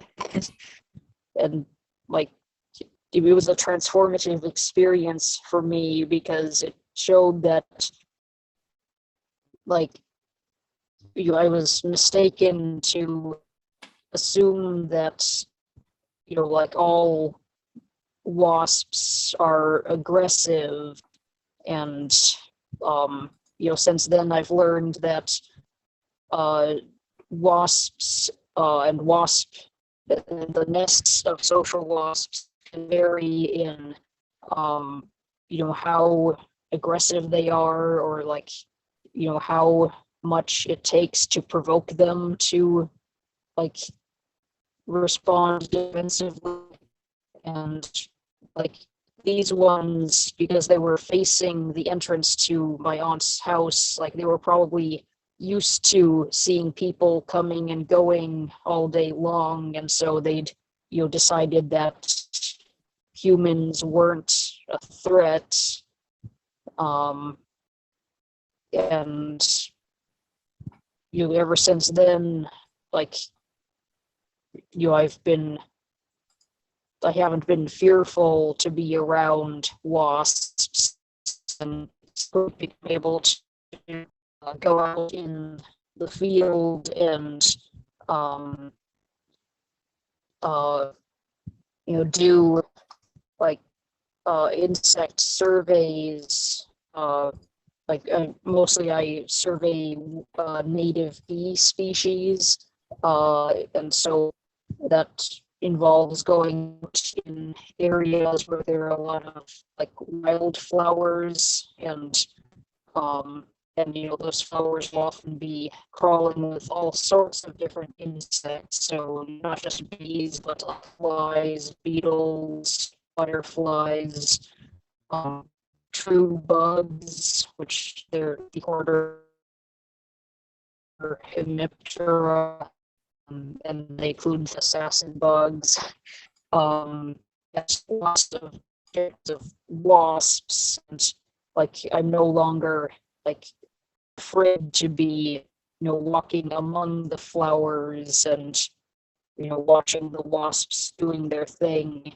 And like I say this as someone who isn't allergic to stings, so I'm able to take calculate not ever like a consequence of working with wild bees is that I do still get stung sometime, generally when I handle a bee directly. But like I no longer have this constant fear and anxiety about being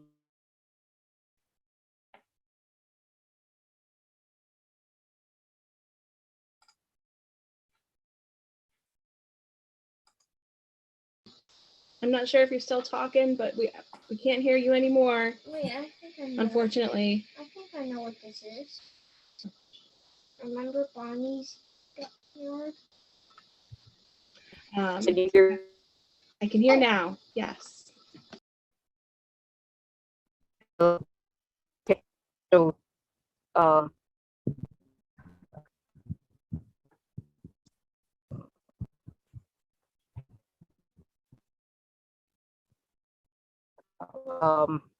any I really come to appreciate wasps, and I'm glad that and like see, their astonishing diversity and um um see, can you still hear me, or Yeah, you're cutting out just a little bit, but I'm definitely understanding what you're saying, and I can definitely relate because I've had some very similar experiences with wasps in my garden as well. Just being near them.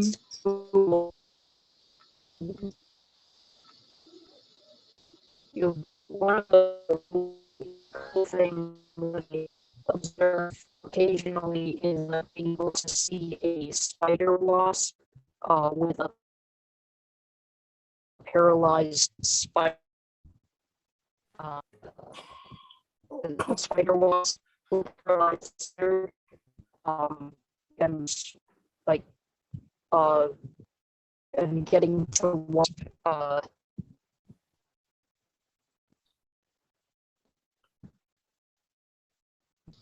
You just heard the part about oh darn, about wasps eating spiders.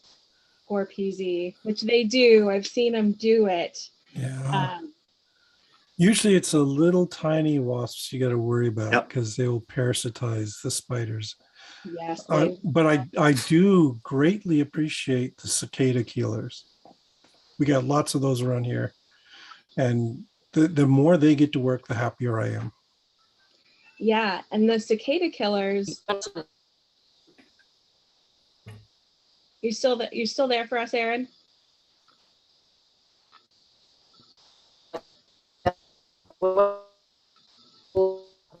killers, and just really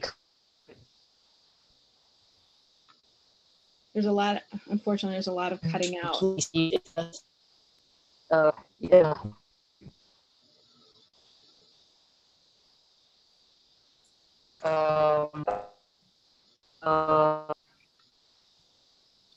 I heard you say trying to say that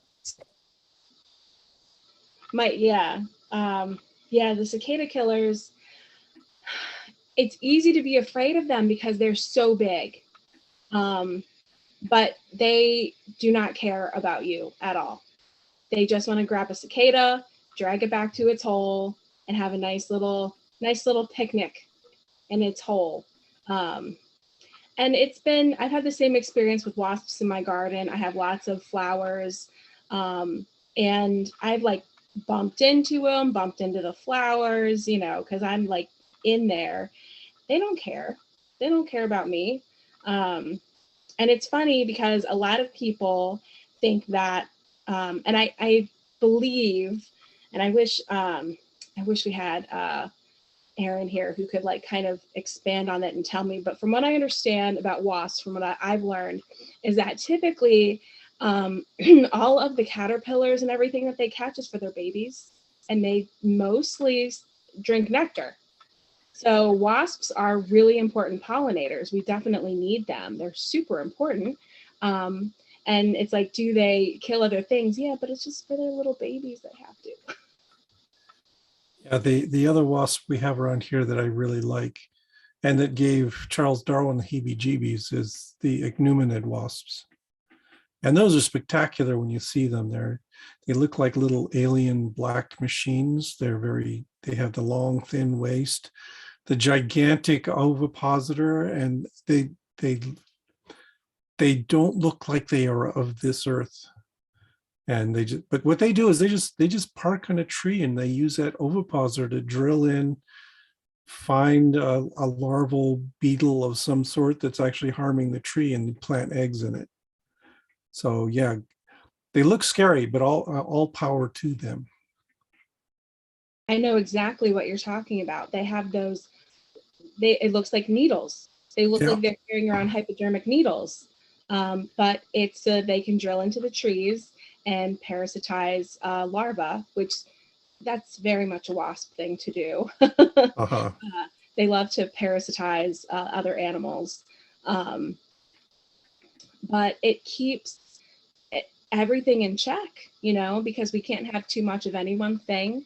And so they definitely are great for pollinating, which we need to make fruit and things that feed other animals. And they're great for keeping other animal populations in check. They're very important to have around. And yeah, just like Erin said, I mean, I think the worst incidents that I hear about with wasps is like, if you have like a yellow jacket nest because they're ground dwellers, and then you like mow a lawn, you know, put a lawnmower over it, they're gonna fly out and they might, you know, sting you. But it's unfortunate, but I can't blame them, because if somebody was doing that to my house, I'd be very upset. Yeah, but also you can drive down a road and get hit by a bus, you know? So, I mean, it's like, Yep. are we gonna, you know, I think that's part of the whole, like, trying to get people to understand that these animals, when they do get, and the term I use is not aggressive, it's defensive. Because no animal, whether it's a snake, a spider, or a wasp, or a bee, is actively out trying to get you. Like I see it all the time, even with my own stepkids. They see a wasp or a bee and they just freak, oh, it's coming for me. It's like, no, it's actually minding its own business. Now, if you swat at it, well, I mean, you know, it's like you're swatting at it. Leave it alone and it'll fly right by you. And even I've had, you know, wasps land on me, you know, and they're just like, oh, what is this? And it's like, oh, that's nothing. And they fly off.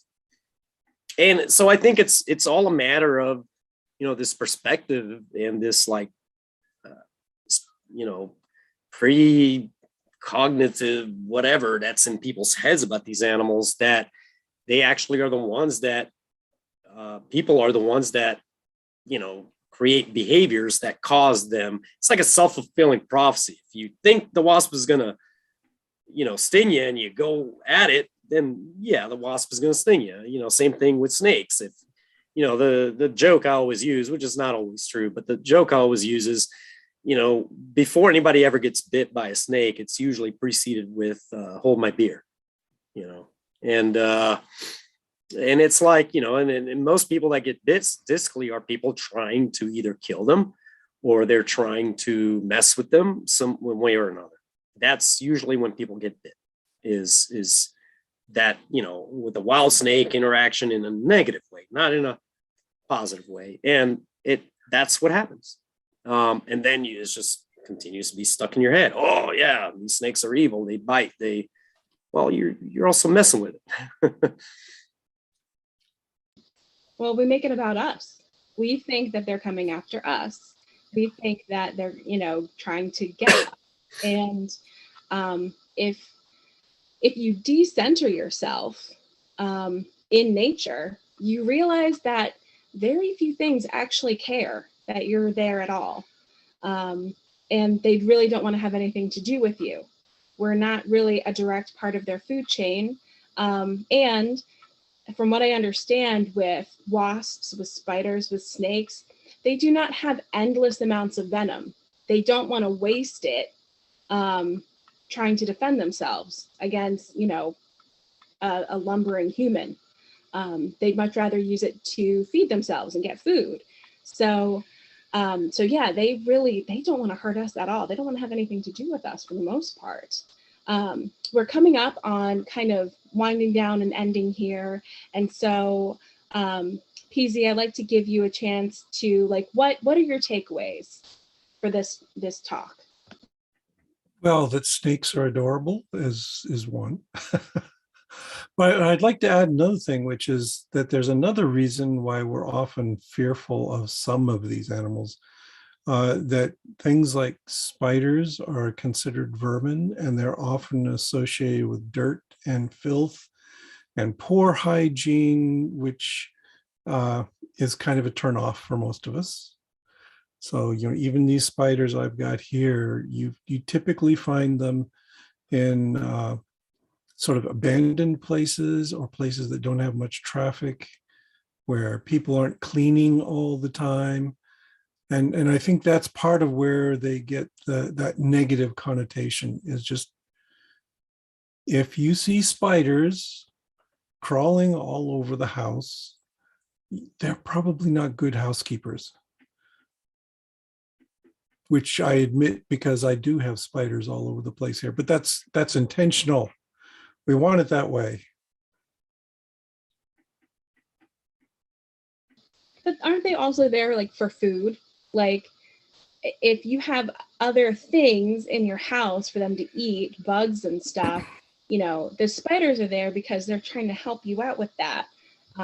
So if you get rid of their food, they're less likely to hang around. Yes. Yeah. So if you've got lots, and again, it's a hint that things are not quite right in your house.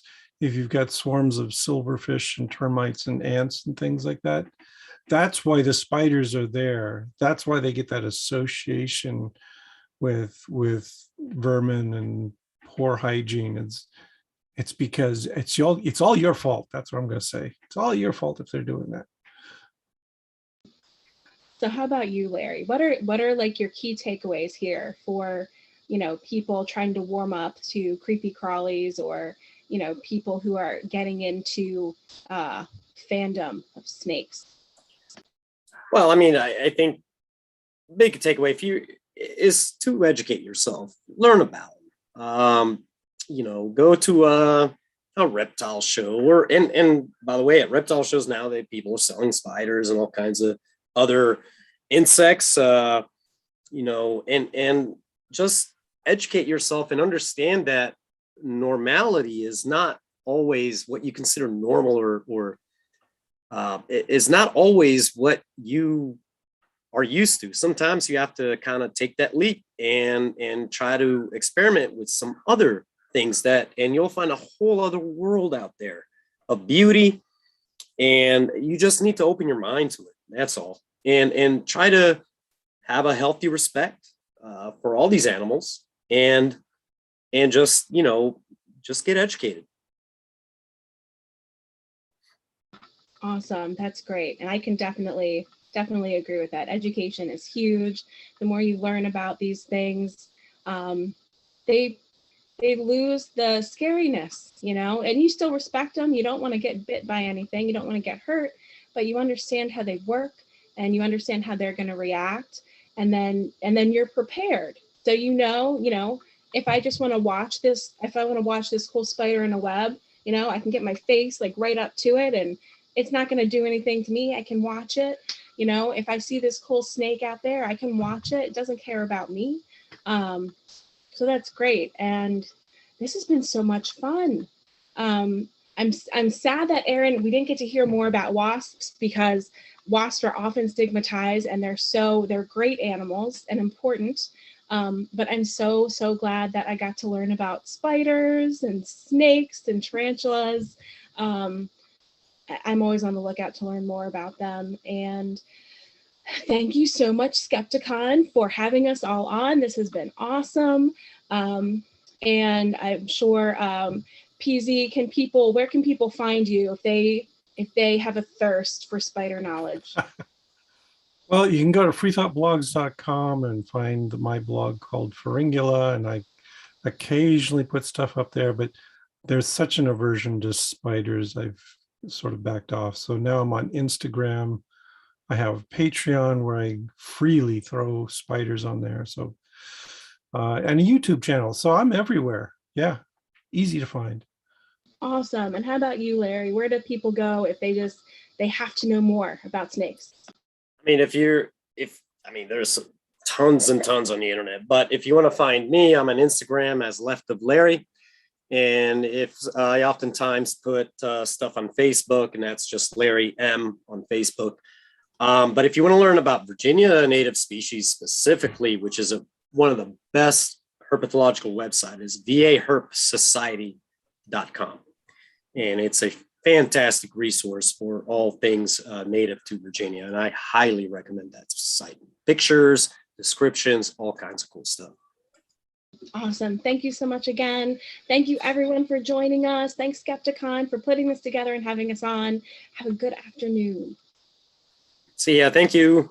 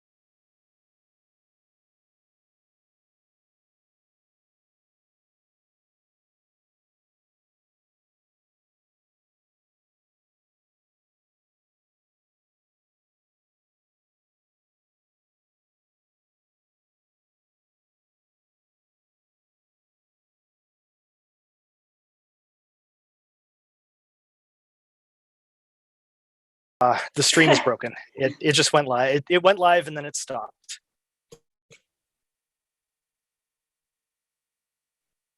Ah, there it is. Okay.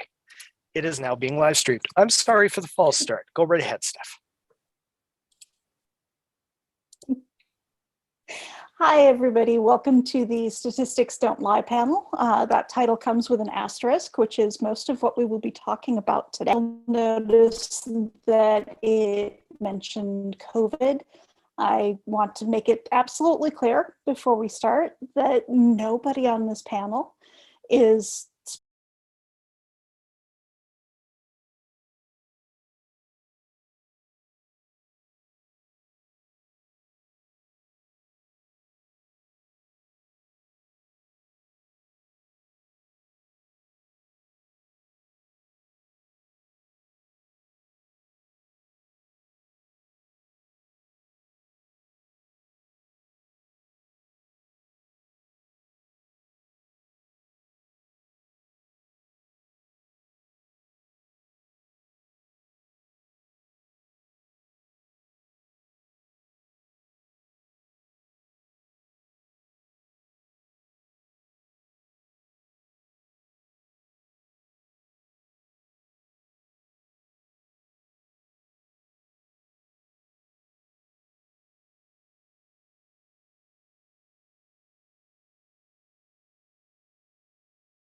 evidence that they've provided.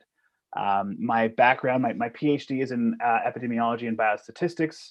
My specialization is health economics, and that is the work that I do. And so a huge part of my job is trying to find the ways that statistics lie to us, specifically the way that capitalism tries to make statistics lie to us when it comes to our health. excellent. Jamie, how about you? Yeah, hi, I'm Jamie. I came into statistics from a little bit of a weirder path. I came in from the public policy field where I studied a lot of statistics and economics more as like in the social sciences. And then I went into politics for a little while where I used statistics to help basically figure out ways to get people to give us more money through frankly, just a lot of testing and like using controls and, but also sometimes some predictive modeling. And then eventually I left politics because it turns out it's a lot of work for very low pay. So I ended up going and I've been working for a retail company for almost 9 years now, I'm basically, whenever you're like, when we're getting data, when we're using like a loyalty card at a store, like where is this, who's using it? Like I'm that person on the back end that is using it. Hopefully, I think in ways that are ethical. Obviously, there are lots of unethical ways to use data, but I mostly use it basically a working data scientist. So I build a lot of predictive models to try to like take things we know about customers to learn more about them or predict what they might do, or for just things like I want to send out a coupon and I want to predict who's actually going to use it before I mail it to them because it's expensive to mail people. So I do a lot of that type of predictive modeling type work. Excellent. So Ian, you mentioned kind of your subject matter expertise background, but in terms of doing the math and analysis that's behind this, what kind of training did you need to do before you started? Sure. So my undergraduate training was sort of general health sciences. And the program at the university that I went to for my undergrad was very broad based. So it is biology, physiology, sociology, developmental psychology, all the way through to things like physics and calculus, and of course, a hefty amount of statistics. From there, I transitioned into a Master of Science at another university in Canada. And my degree there is epidemiology and biostatistics specifically. It's funny now because when I was doing my training, I had to keep explaining to people what epidemiology was. People thought I was trained to be a skin doctor. And now I will never ever have to explain it ever again. Like everyone on the planet is currently going through my first 2 years of grad school, and let me tell you, I don't envy you. I don't envy you one bit. It wasn't fun for me then, and I got to do a lot more drinking than I'm sure everyone else is doing right now. From there, I moved into a full-time position as a health economist at the British Columbia Cancer Agency in Vancouver, which is where I live now.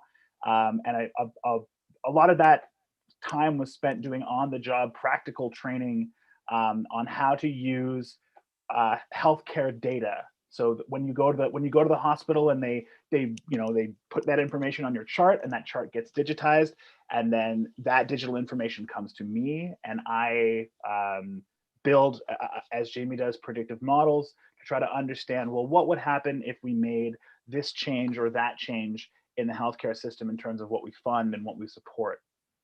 From there, I transitioned into a PhD program at the University of British Columbia, where I, as one does when you do a PhD, I specialized and did some much more streamlined and specific training in how to build those predictive models in a much more, I guess,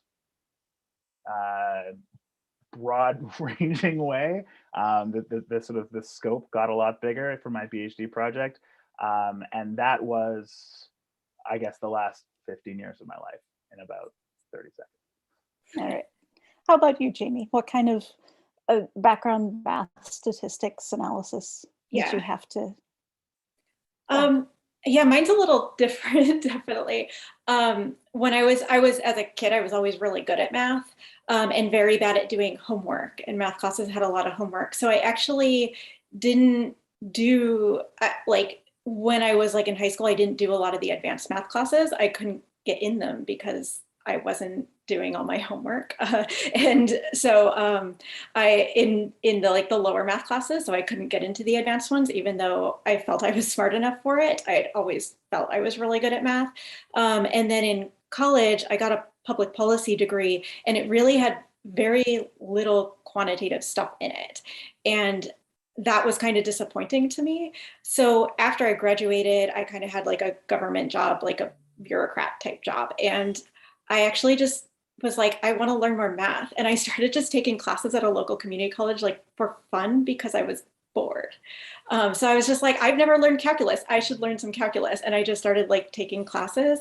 And I really liked it and was finally like, I should just go get a master's degree.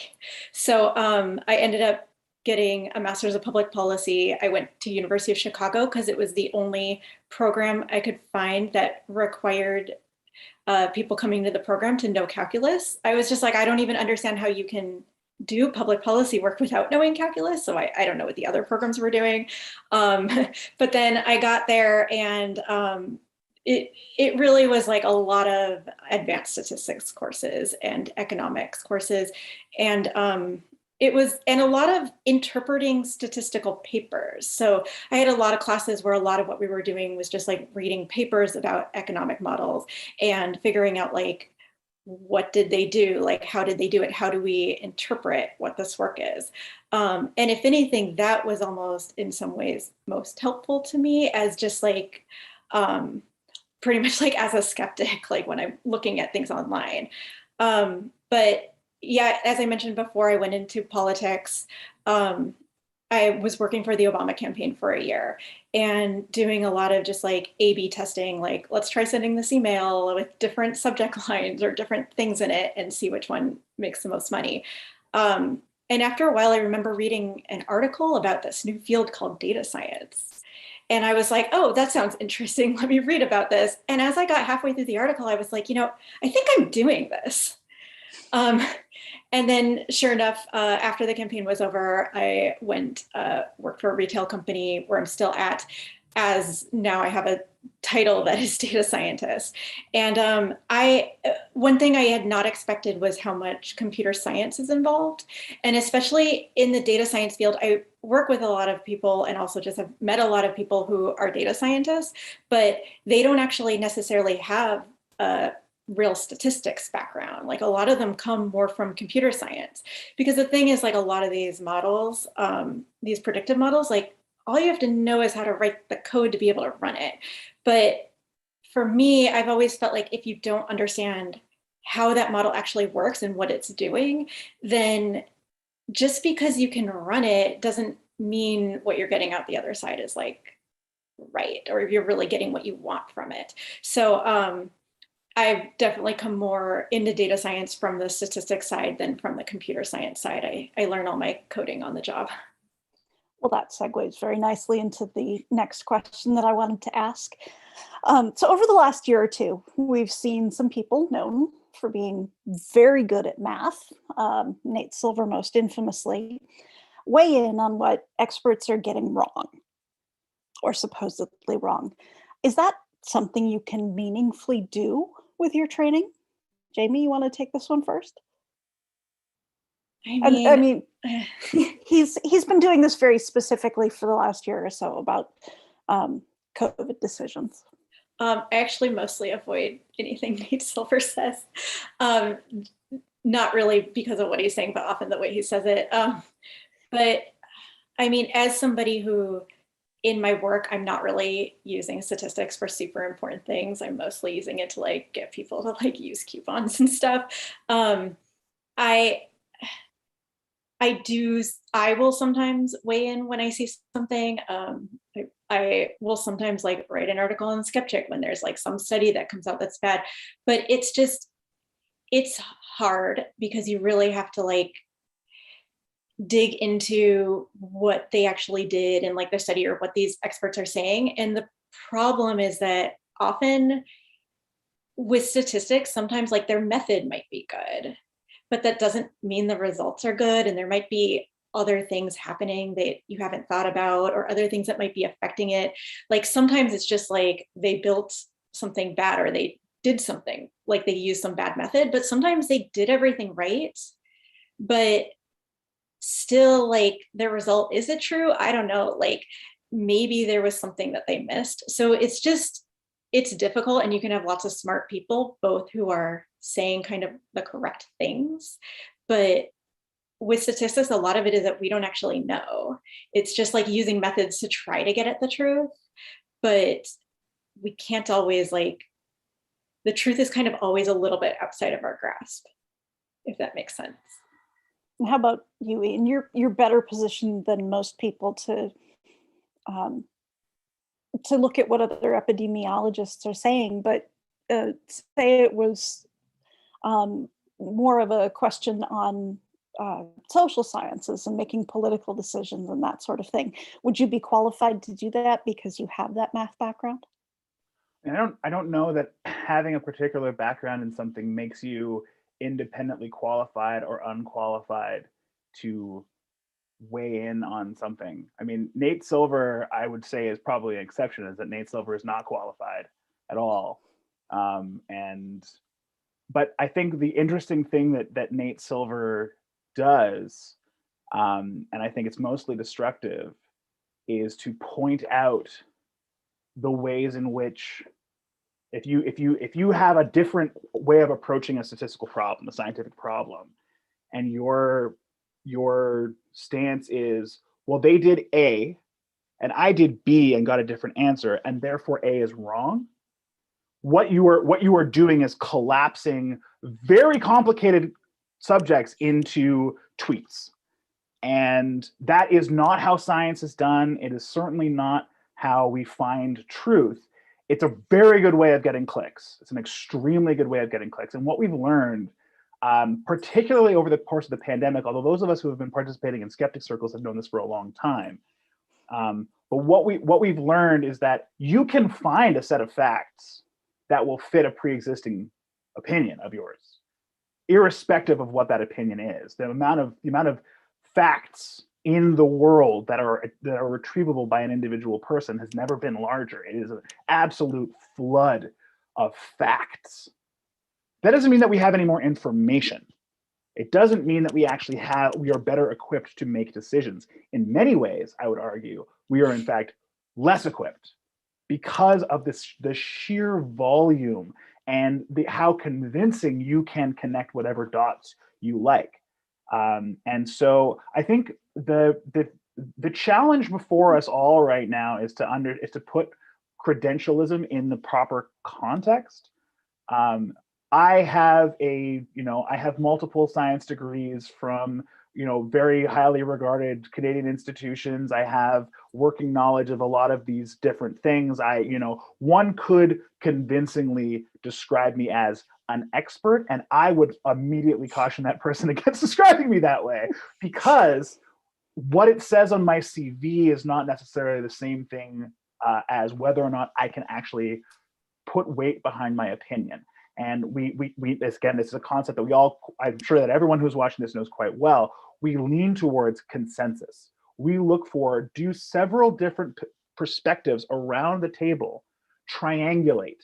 If we look at A and B and C and the whole alphabet in its totality, where does it point us?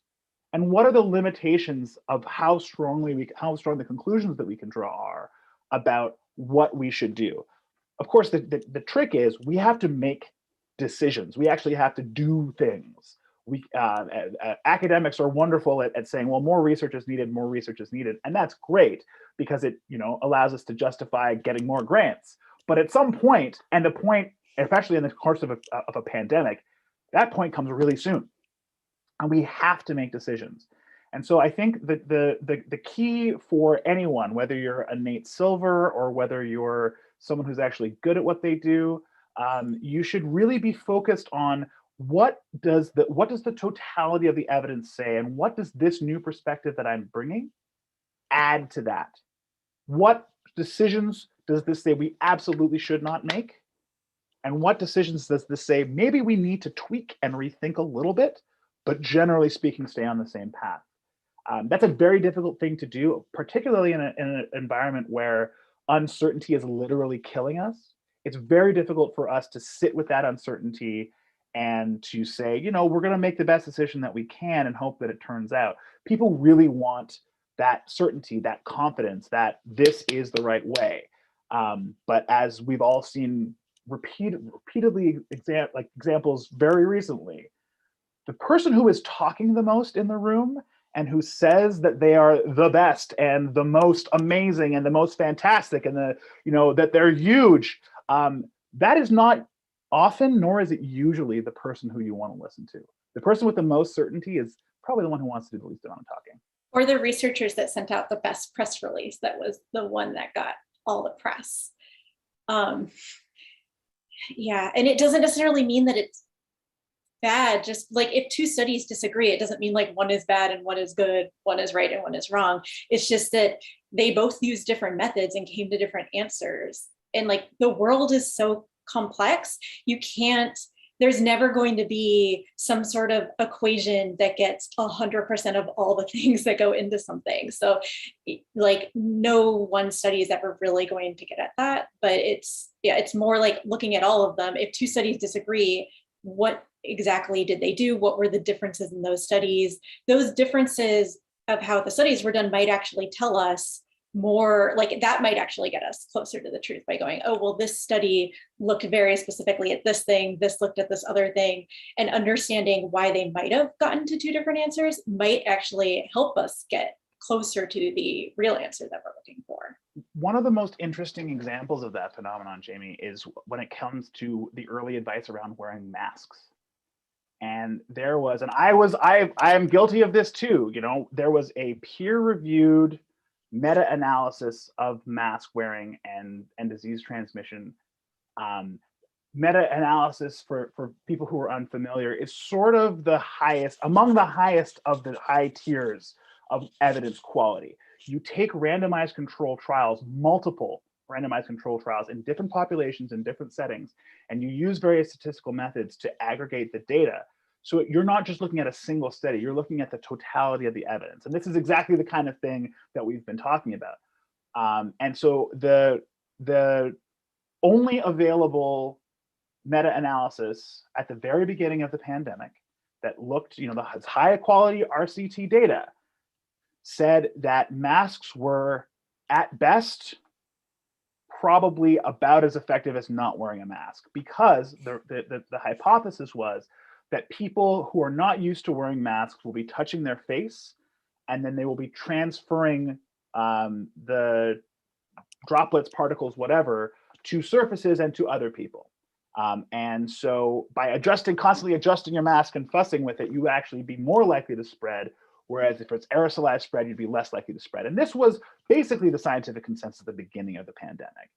The issue is that all of the RCTs in that study observed mask use in a hospital, which has absolutely no resemblance to the outside world and what people were being asked to do. And so there was this huge fight, and we all lived through it, where some groups were saying, look, we went through the evidence and the evidence says masks are not effective. And other people saying, how could you possibly believe that? We're seeing tons and tons of observational evidence from other places, cohort studies looking at other countries. We know that masks work. And both of those sets of evidence were true. And a decision had to be made. Which pool of evidence should we be looking at? This sort of weaker observational stuff, or this randomized control stuff that doesn't really apply to the real world? And so there were lots of facts out there. And the CDC ended up making a call that turned out to be wrong, turned out to be catastrophically wrong, because they were using a particular paradigm of evidence as opposed to a different paradigm of evidence that would have put us on a better path early on. And so it is extremely difficult to make those calls, which is why we have to be ready to make changes as new information comes in. Yeah, especially like in that example, usually randomized controlled trials are like gold standard over something like an observational evidence. And yet, like in this case, the randomized trials were actually wrong. Wrong, again, like not really wrong, but because randomized trials are more they're more set up, there's more control over it. By definition, when you're doing randomized trials, you're trying to reduce the effects of the outside world. But in this case, the effects of the outside world were actually what was making the difference. So by trying to remove that, it actually ended up getting us to like the wrong answer with what we were actually trying to learn from those studies. Well, and that's not the only time that's happened during the pandemic. We thought that that the virus was transmitted a lot like noroviruses, in part because some of the first places where we saw it were cruise ships, which are notorious for having norovirus problems. So when we got all the recommendations about sterilize all of your surfaces, dip your hands in raw alcohol, that was not necessarily that wasn't actually what I heard, but I came close to doing it a couple of times. That wasn't actually applicable, but because we were looking at cruise ships, we thought it was. We're still not entirely sure that elderly people who are in otherwise good health are more susceptible to terrible complications and death. We just know that the virus got into places where people, long-term care homes, where elderly people are super overrepresented, and those not necessarily in great health. And so we saw lots of death among that cohort early on. So yeah, where we decide to look, where we decide to gather the data from makes a lot of difference. And following on from that, Ian, as you mentioned, people really like to look at statistical results or some small section of them and say, oh, well, that's just what the data says. That's not me, that's not. Talk to me a little bit about assumptions, because I think this is one of the things that we don't talk about enough when we're doing data analysis in science. So this is, I think, a problem of science generally, like the practice of science. I don't mean the scientific method necessarily, although it's in there. We have worldviews, we have theoretical models that we use to understand and organize the information that comes in. So we have lots of different models, lots of different theoretical constructs. Gender is a theoretical construct, race is a theoretical construct, and nationality is a theoretical construct. All of these things are just ideas that we hold and agree to share and agree to, you know, operate within for the purposes of doing certain things like issuing passports or, you know, setting up bathrooms or whatever it is that we want to do with these constructs, good or bad. When we don't acknowledge what the theoretical constructs underpinning our analyses are, that is where we get into very, very, very serious trouble. And this is, I think, part of the reason why a liberal arts education is so valuable to a scientific education, because being able to use philosophical tools to unpack your predetermined assumptions that go into where you start really help you understand, again, what are the limitations? How strong a conclusion can we draw from this? So one of the, I think a really interesting and fascinating example of this is the difference between Bayesian and frequentist statistics. Now, I'm not an expert in this, so I may make a hash of this. Jamie, I'm going to be looking to you for backup here. We'll see. But it's been a while since my set. sure. In general, Bayesian statistics suggest, unlike frequent statistics, Bayesian statistics suggest that you should acknowledge and bring in and incorporate your prior set of understanding about the world, and then update those prior beliefs based on new information. So for example, if I brought you a rock solid, completely, like, you know, the sufficient sample size, adequately powered, adequately designed, properly conducted, randomized control trial that said that acupuncture cures cancer, and I presented that to you, I would be very surprised if either of you or anyone watching this would say, well, that's good enough for me. This is proof, because we know a lot of other information about acupuncture prior to this new information that comes in. And so in a frequentist sense, we sort of just start right where where the needle drops and says, this is proof, and that's all the proof that we need. Whereas in Bayesian statistics, we say, okay, well, we have a whole bunch of other information that says that it doesn't do anything of the sort. And then we have one data point, a really good, a really strong and very compelling data point, but that we need to place it in the appropriate weight of the totality of the evidence. And I think that that's kind of the key to understanding when we talk about, you know, assumptions that go into different analyses. We do have to spend a lot of time and some careful effort unpacking what are the things that we walked into this believing about the world. What things are true? Not only that, beyond that, when we build statistical models or other forms of models, a model is a way of trying to replicate the world without recreating it. The only actual 100% useful predictive model is the universe, and we can't make another one of those for A/B testing. And so in order to make a bunch of simplifying assumptions, a lot of simplifying assumptions to make a model that is actually useful, that we can do things with, that isn't so complicated and so uncertain. And so, for example, if we say, you know, we've got a model of COVID that suggests that people over the age of 65 have a relative risk of this number. Well, people over 65 is a huge category. And age, reducing that to age, does give us information, but it doesn't give us all the information that we need. We are going to make an assumption that people over 65 are a distinct category that can be understood, and that someone who is 64 and 11 months is completely different from someone who is 65 and 1 month.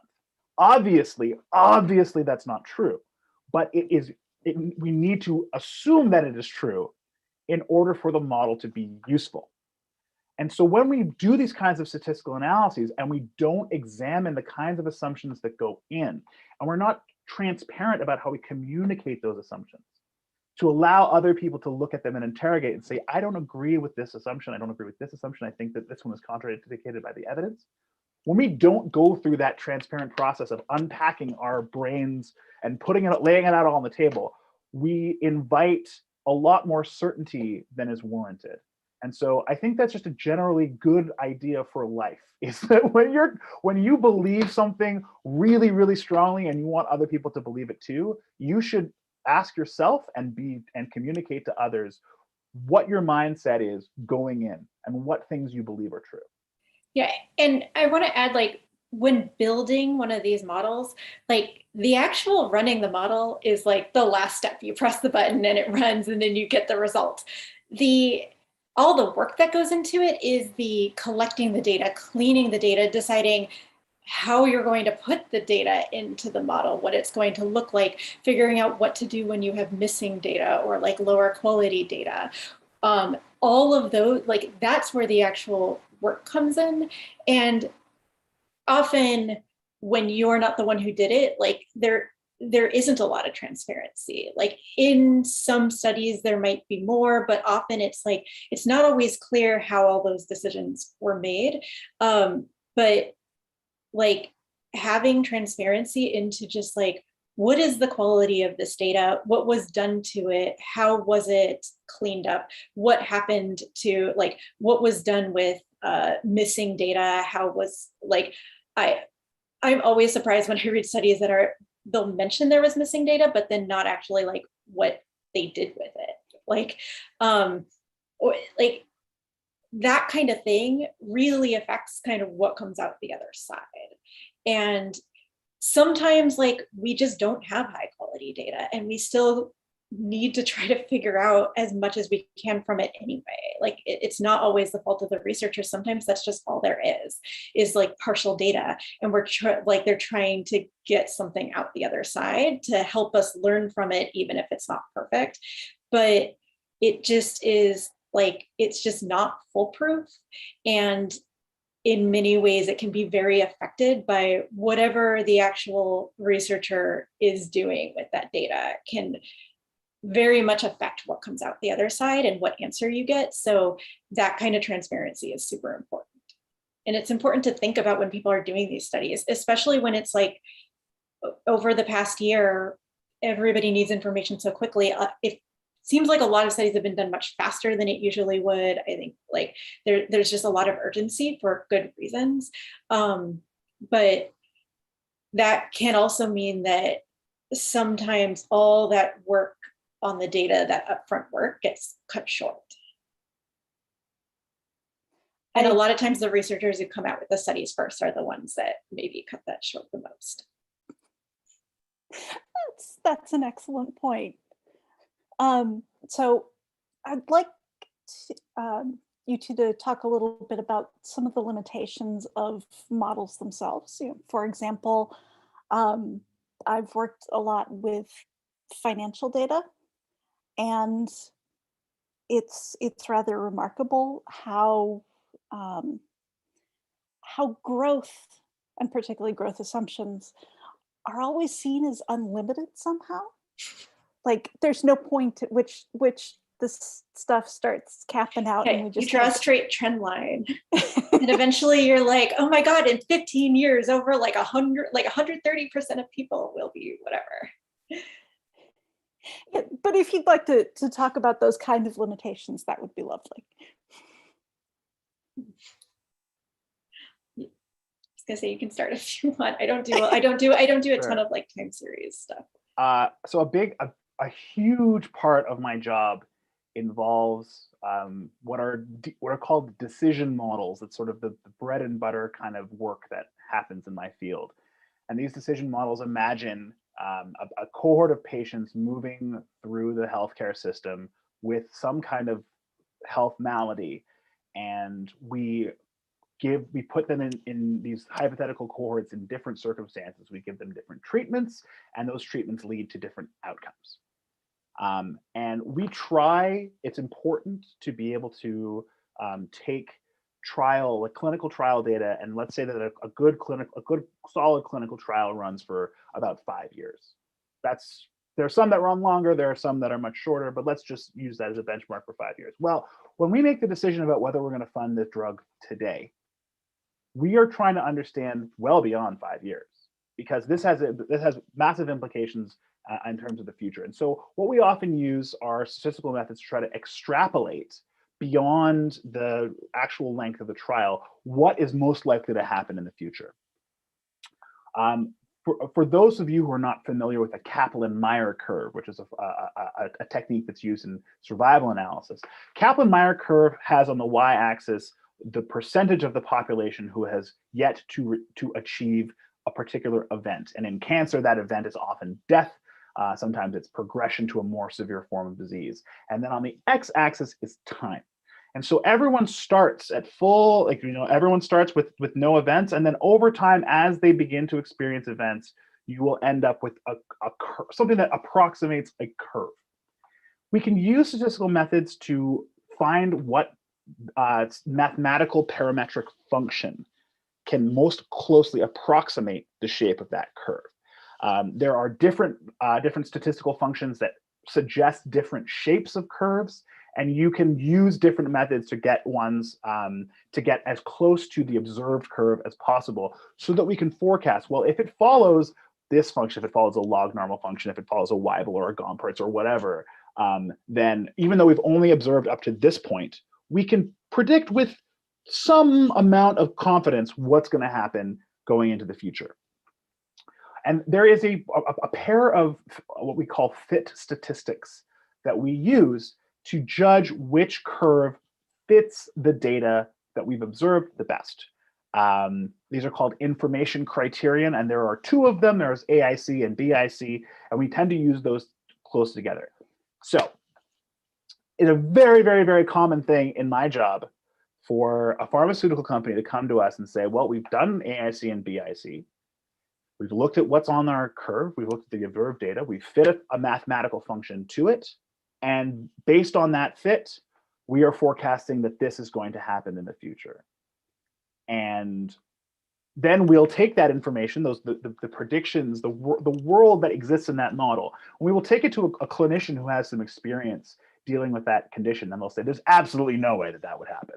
There's just absolutely no way that people with this very serious disease are going to be living past 15 years. It just never, ever, ever happens that way. And that is, again, it was what Jamie was talking about before. You can do all of the right things. That method of approximation is entirely appropriate. That method of fitting curves to data, it's entirely appropriate. And it's also complete nonsense. It's just not useful on its own. And again, following the recipe without considering the quality of the ingredients, you're going to get who knows what's going to come out the oven at the end. And so this kind of extrapolation into the future has to be governed by a bit of just sensibility about what is actually is this plausible? Is this outcome that we're predicting, is that a real thing, or is that just something that's quite impossible, could never occur? And then we have to think about how far in the future can we really reasonably extrapolate this information before we have so much uncertainty around that extrapolation that it could be pretty much any number under the sun. And the amount of information that we have and the quality of that information varies quite a bit, even among well-conducted, properly run studies. And so this is the art piece of it, is that you do have to think, what is the most likely outcome to be, and then ask the follow-up question: what if we're wrong? What if this assumption, this other assumption, this extrapolation isn't the right one? Where are we? What's the consequence of making the wrong mistake here? And so I think that that is actually a fairly common approach when doing extrapolation among people who know what they're doing. Among people who don't, hell, anything could be true. Let's just forecast whatever is most favorable to the decision that we want a priori, and then our job is done. As a kind of a funny example of that, back when I was working on the Obama campaign, we tried to test text sizes in emails to see if we would get more money from emails. So we started testing like, what if we try sending a larger text size? Will more people donate? And they did. So we're like, that's interesting. Well, let's try that text size against an even bigger one. And we kept doing it until at one point we tested an email with like super giant font where like if you got on, you couldn't even like read it on your phone. And it made more money. But at some point we were like, this doesn't seem right. Like we see the data, but people can't even read these emails because the text is so big. So like we ended up just being like, we're just gonna pull back on it. Like, and yeah, maybe it worked for this like one test, probably because people were like, what is this? But most likely if we had done it all the time, it probably wouldn't have continued to work, even though like our tests said that it would. I mean, it just doesn't make sense to send emails with extremely giant text. And we kind of know that as people, but if we were just going by like what the model was telling us, it was telling us we should make all of our emails have extremely large text. So yeah, sometimes like something, yeah, it's not that like a study is wrong. It's just that like we're people and we're smarter than the study in a lot of ways. And we can look and go, okay, yes, we did this test and it came out this way, but actually like it probably would be a bad idea if we just like ran with that. Well, and you were talking about a lot of your work is getting people to take advantage of coupons. So I'm sure you look at like amount of discount. And at some point that has to run into limits. Whether or not you have tested outside those limits is another question. Yeah, I've brought this up a lot at work where I'm just like, you know, if the main thing we want to do is increase coupon redemption, we could just send 100% off coupons. It would do very well. But, you know, like at some point, maybe that's not actually what our goal is here. But one other thing I want to say is when building predictive models, it's trying to predict things about people, which is a lot of what I do. I'm trying to do like predict like a cohort of customers that are going to be most likely to like donate in a coming week or buy something in a coming month. And it can work very well on the cohort and be very accurate to that cohort, but it's not accurate to an individual. And I know I a lot of times forget that when even reading about studies where, you know, it'll say something like, if you eat this food, it like increases your cancer risk by however much, or like people who do this also like are this likely to do this other thing. And the thing is like a lot of times those studies, it can be true on a population level, but it doesn't actually say anything about you and what will happen to you. And I think sometimes it's hard to remember that just because a model says like, oh, you are like 87% likely to like do this thing next week. For all the people that the model says is 87% likely, it might be that 87% of them do go do that thing, but it doesn't mean that you will do that thing. And I think a lot of times we try to, I mean, the reason often that we're reading about these things is because we're trying to learn something about ourselves and like our own risks and trying to learn something about us and our life and how like what the study says about like us and our health. And the problem is like all it's doing is like giving probabilities or saying like the probability is going up by an amount. And that doesn't actually say anything about us and whether we are going to like get that disease or if we have the disease like go down a certain path. Like just because something's likely doesn't mean it will happen to you, or even if the model is perfect and it's perfectly predicting, like it's a probability. So it still doesn't really on an individual person level, it like gives you maybe a directional idea, but it doesn't, yeah, it doesn't actually describe like something that you are going to do. Anything you wanted to add there, Ethan? Sure. I mean, I think what Jamie just mentioned brings to mind, I think, an important, and this is sort of well known among those who have studied statistics, but maybe not in the general population. When we think of a model, particularly what the kinds of predictions that we see, the kinds that Jamie were talking about, where you know this this, eating chocolate this week is 20% likely to blah, blah, blah, blah, blah. A lot of the time, that information will come out of something called a regression analysis, where you throw a bunch of variables into the soup, you perform statistical tests, and then you look at coefficients that make some kind of linear or curvilinear assumption about the relationship between inputs and output. And sometimes, just by random chance, you can get coefficients that emerge as being statistically significantly different.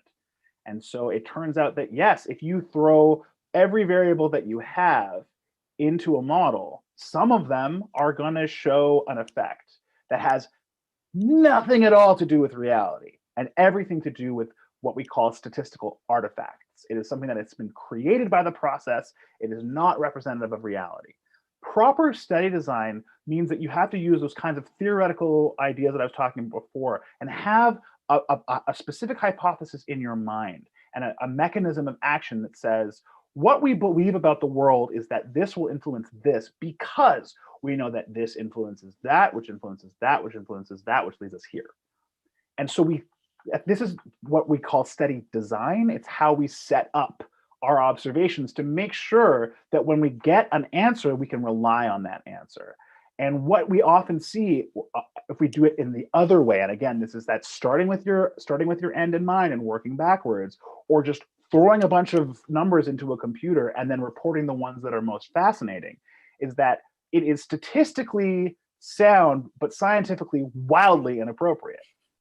On the other side of that, we will often see conclusion. This happens a lot more in politics than in science, where people will look at the relationship between two variables and they'll say, aha, well, if you increase this, then this also goes up. Therefore, these two things are directly related.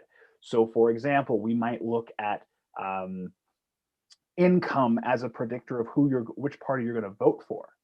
Well, we know very well from a variety of sources over the course of decades that things like race are part of wealth. They're locked in to income, to education, to a whole bunch of other outcomes that are going to go along. And so if you only look at the relationship between income and this particular voting behavior, and you reduce it to these things, you're going to see an effect. You will reliably see a relationship between these two things, but you're not observing what you think you're observing. You're failing to account for confounders and effect modifiers. And this is the tricky bit, because again, there's lots of facts out there, and you can observe relationships between different facts, and those facts, they come with numbers, and those numbers, they come with p-values, brother, and you've got everything that you need to conclude beyond the wildest possible shadow of a doubt that Hillary Clinton is a lizard person who is controlling the moon with her giant Jewish space laser. Like, these are all things that you can find facts to back you up on, but it doesn't mean that it's reality. And this is the frustrating part. And I get why people get upset, because one day this science says that this is true, and the next day science says something completely different. Well, let me tell you, in those headlines, science was not consulted at all, because science would never say that. Science would tell you that there was a statistical association found between this and this.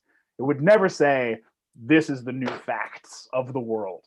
And so I think one of the challenges for those of us who are not necessarily scientifically practiced is recognizing how the practice of science works. And for those of us who do work in that field, to be able to communicate with clarity and with accuracy the limits of what we can and can't say. Unfortunately, when we see popular reporting of science, they take that second bit out altogether. They just say, let's go with whatever headline seems most inflammatory or clickable so that we can move on to the next thing. Yeah, there are also a lot of consulting companies out there that are not scientists who just like make models or algorithms as a product and sell them, sometimes for things that maybe don't matter enough, or a lot, but sometimes for things that really do matter. There's a lot of these companies that will sell algorithms for things where they say, oh, we can predict like recidivism rates of prisoners that end up creating scores that go into determinations of like who is going to be like how long people are going to have to stay in jail, like, or what their bail is going to be set at. I mean, things that really, really matter to individuals. And a lot of these consulting companies, their algorithms are black box. They consider it proprietary information, like you can't even see what goes into them. And they might say, oh no, like don't worry, like we did not put ethnicity in this model. But like Ian was saying, if they put income in there, guess what, like ethnicity is in there because it's correlated. And so just because they say, oh no, we didn't put these things in there, doesn't mean that what is coming out the other side of that model isn't being affected by those things. And likely treating different groups of people in discriminatory ways. And I think a lot of times people think, well, if an algorithm, like people are discriminatory, like math can't be discriminatory. So if this, like, and it's sold that way, they will sell it as like, well, this is actually removing the human bias. But in fact, all they're doing is like taking data from decisions that humans were making that were biased, putting it into a model that actually may increase the effects of that bias, which is often how models will work, is like if there like one thing is a little more than something else, like a model will sometimes like magnify those effects. And then it may actually be that this like supposed unbiased algorithm is actually more discriminatory than just like the human discriminatory stuff that was going on prior. So it just, a lot of that stuff, it's like, I find as somebody who builds that type of model, not on things that are far less important, that kind of stuff really scares me a lot. And I feel very uncomfortable with it, especially when it's a lot of these consulting companies. It's not like necessarily scientists like at a university. It's just like some company that hired some grad student or somebody to like build this thing and then put it out in the world. And there's not like, there's no one really looking at what it's actually doing and making sure that it's doing what it says it's doing. As heretical as it is to say this, I think Jamie's touched on a really interesting point, which is that that's not the heretical part. I should have phrased that differently. Jamie's right, and I haven't disagreed with a thing that she said so far. But it's somewhat heretical to say this, particularly with this audience. But a lot of what scientists do is the same thing that tarot card readers do. It's not actually that different. We just have crystal balls that look a little bit different, that operate using a different set of intuitions, and then we make our predictions and we make our claims. And there are people who are ethical and who say that the cards reveal what's inside you, and they are just a semaphore. They are a way of understanding and getting you to focus on certain things. Like, horoscopes are meaningless, but they can still be helpful if they reveal to you help you to unpack some inner truth. It can have some value. Versus a person who says, I will be able to tell you based on your star sign which stocks you should invest in, where you should sink your entire life savings. It's wildly unethical because they are using a model that has very poor predictive power. We are not different. The difference really comes down to how honest we are willing to be about the shortcomings of our approaches, how those approaches compare to when other people make predictions, and our willingness to change our minds when new information comes in. I think that really, the people who I trust and the people who I would encourage you to trust are the people who are willing to admit when they've made a mistake, who acknowledge the shortcomings in their abilities, and who draw a clear and straight line in between the claim that they're making and the strength of the evidence that supports it. If people aren't doing that, then you really need to stop listening to them. All right, we are coming up on the end of this panel. So I would like to kind of give each of you an open opportunity. What haven't I asked you about that you wish people knew when they're looking at analytic results? I wish I had known this before my crystal ball tarot thing, because that would have been the perfect answer.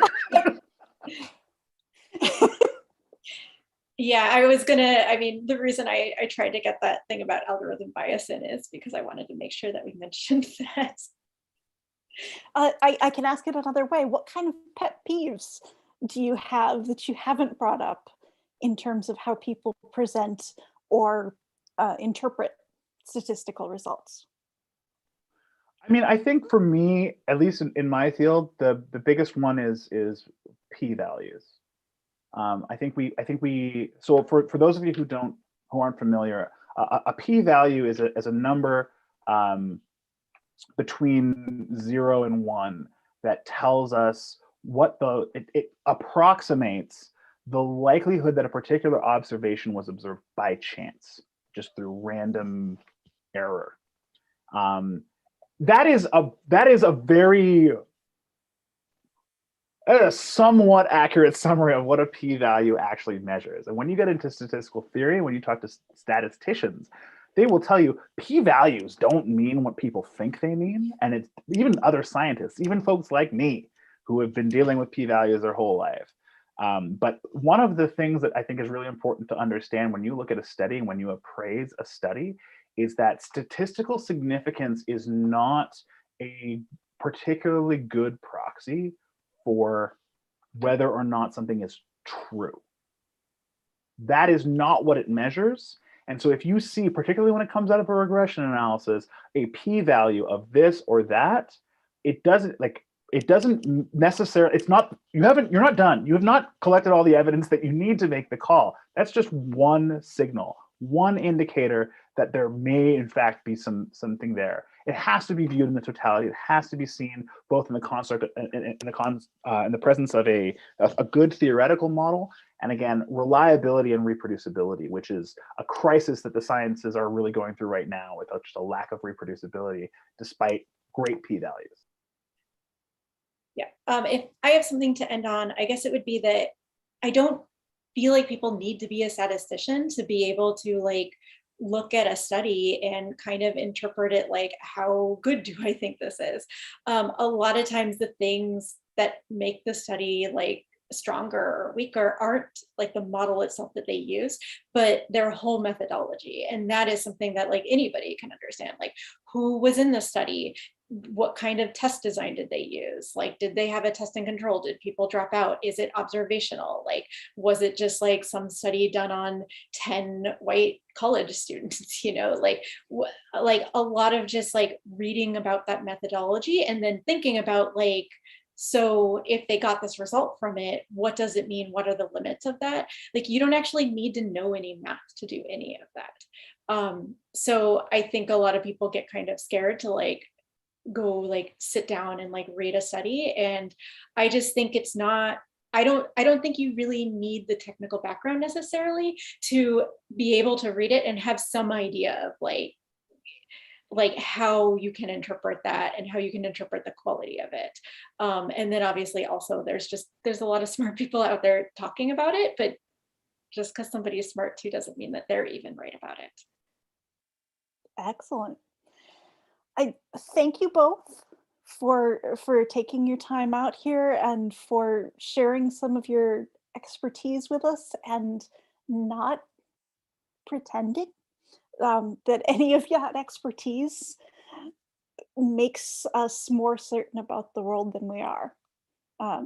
Because that I always feel like is the most important takeaway myself. So thank you both. And we are done with programming for Skepticon panels. Thanks very much. Well, thank you. Thanks for inviting me.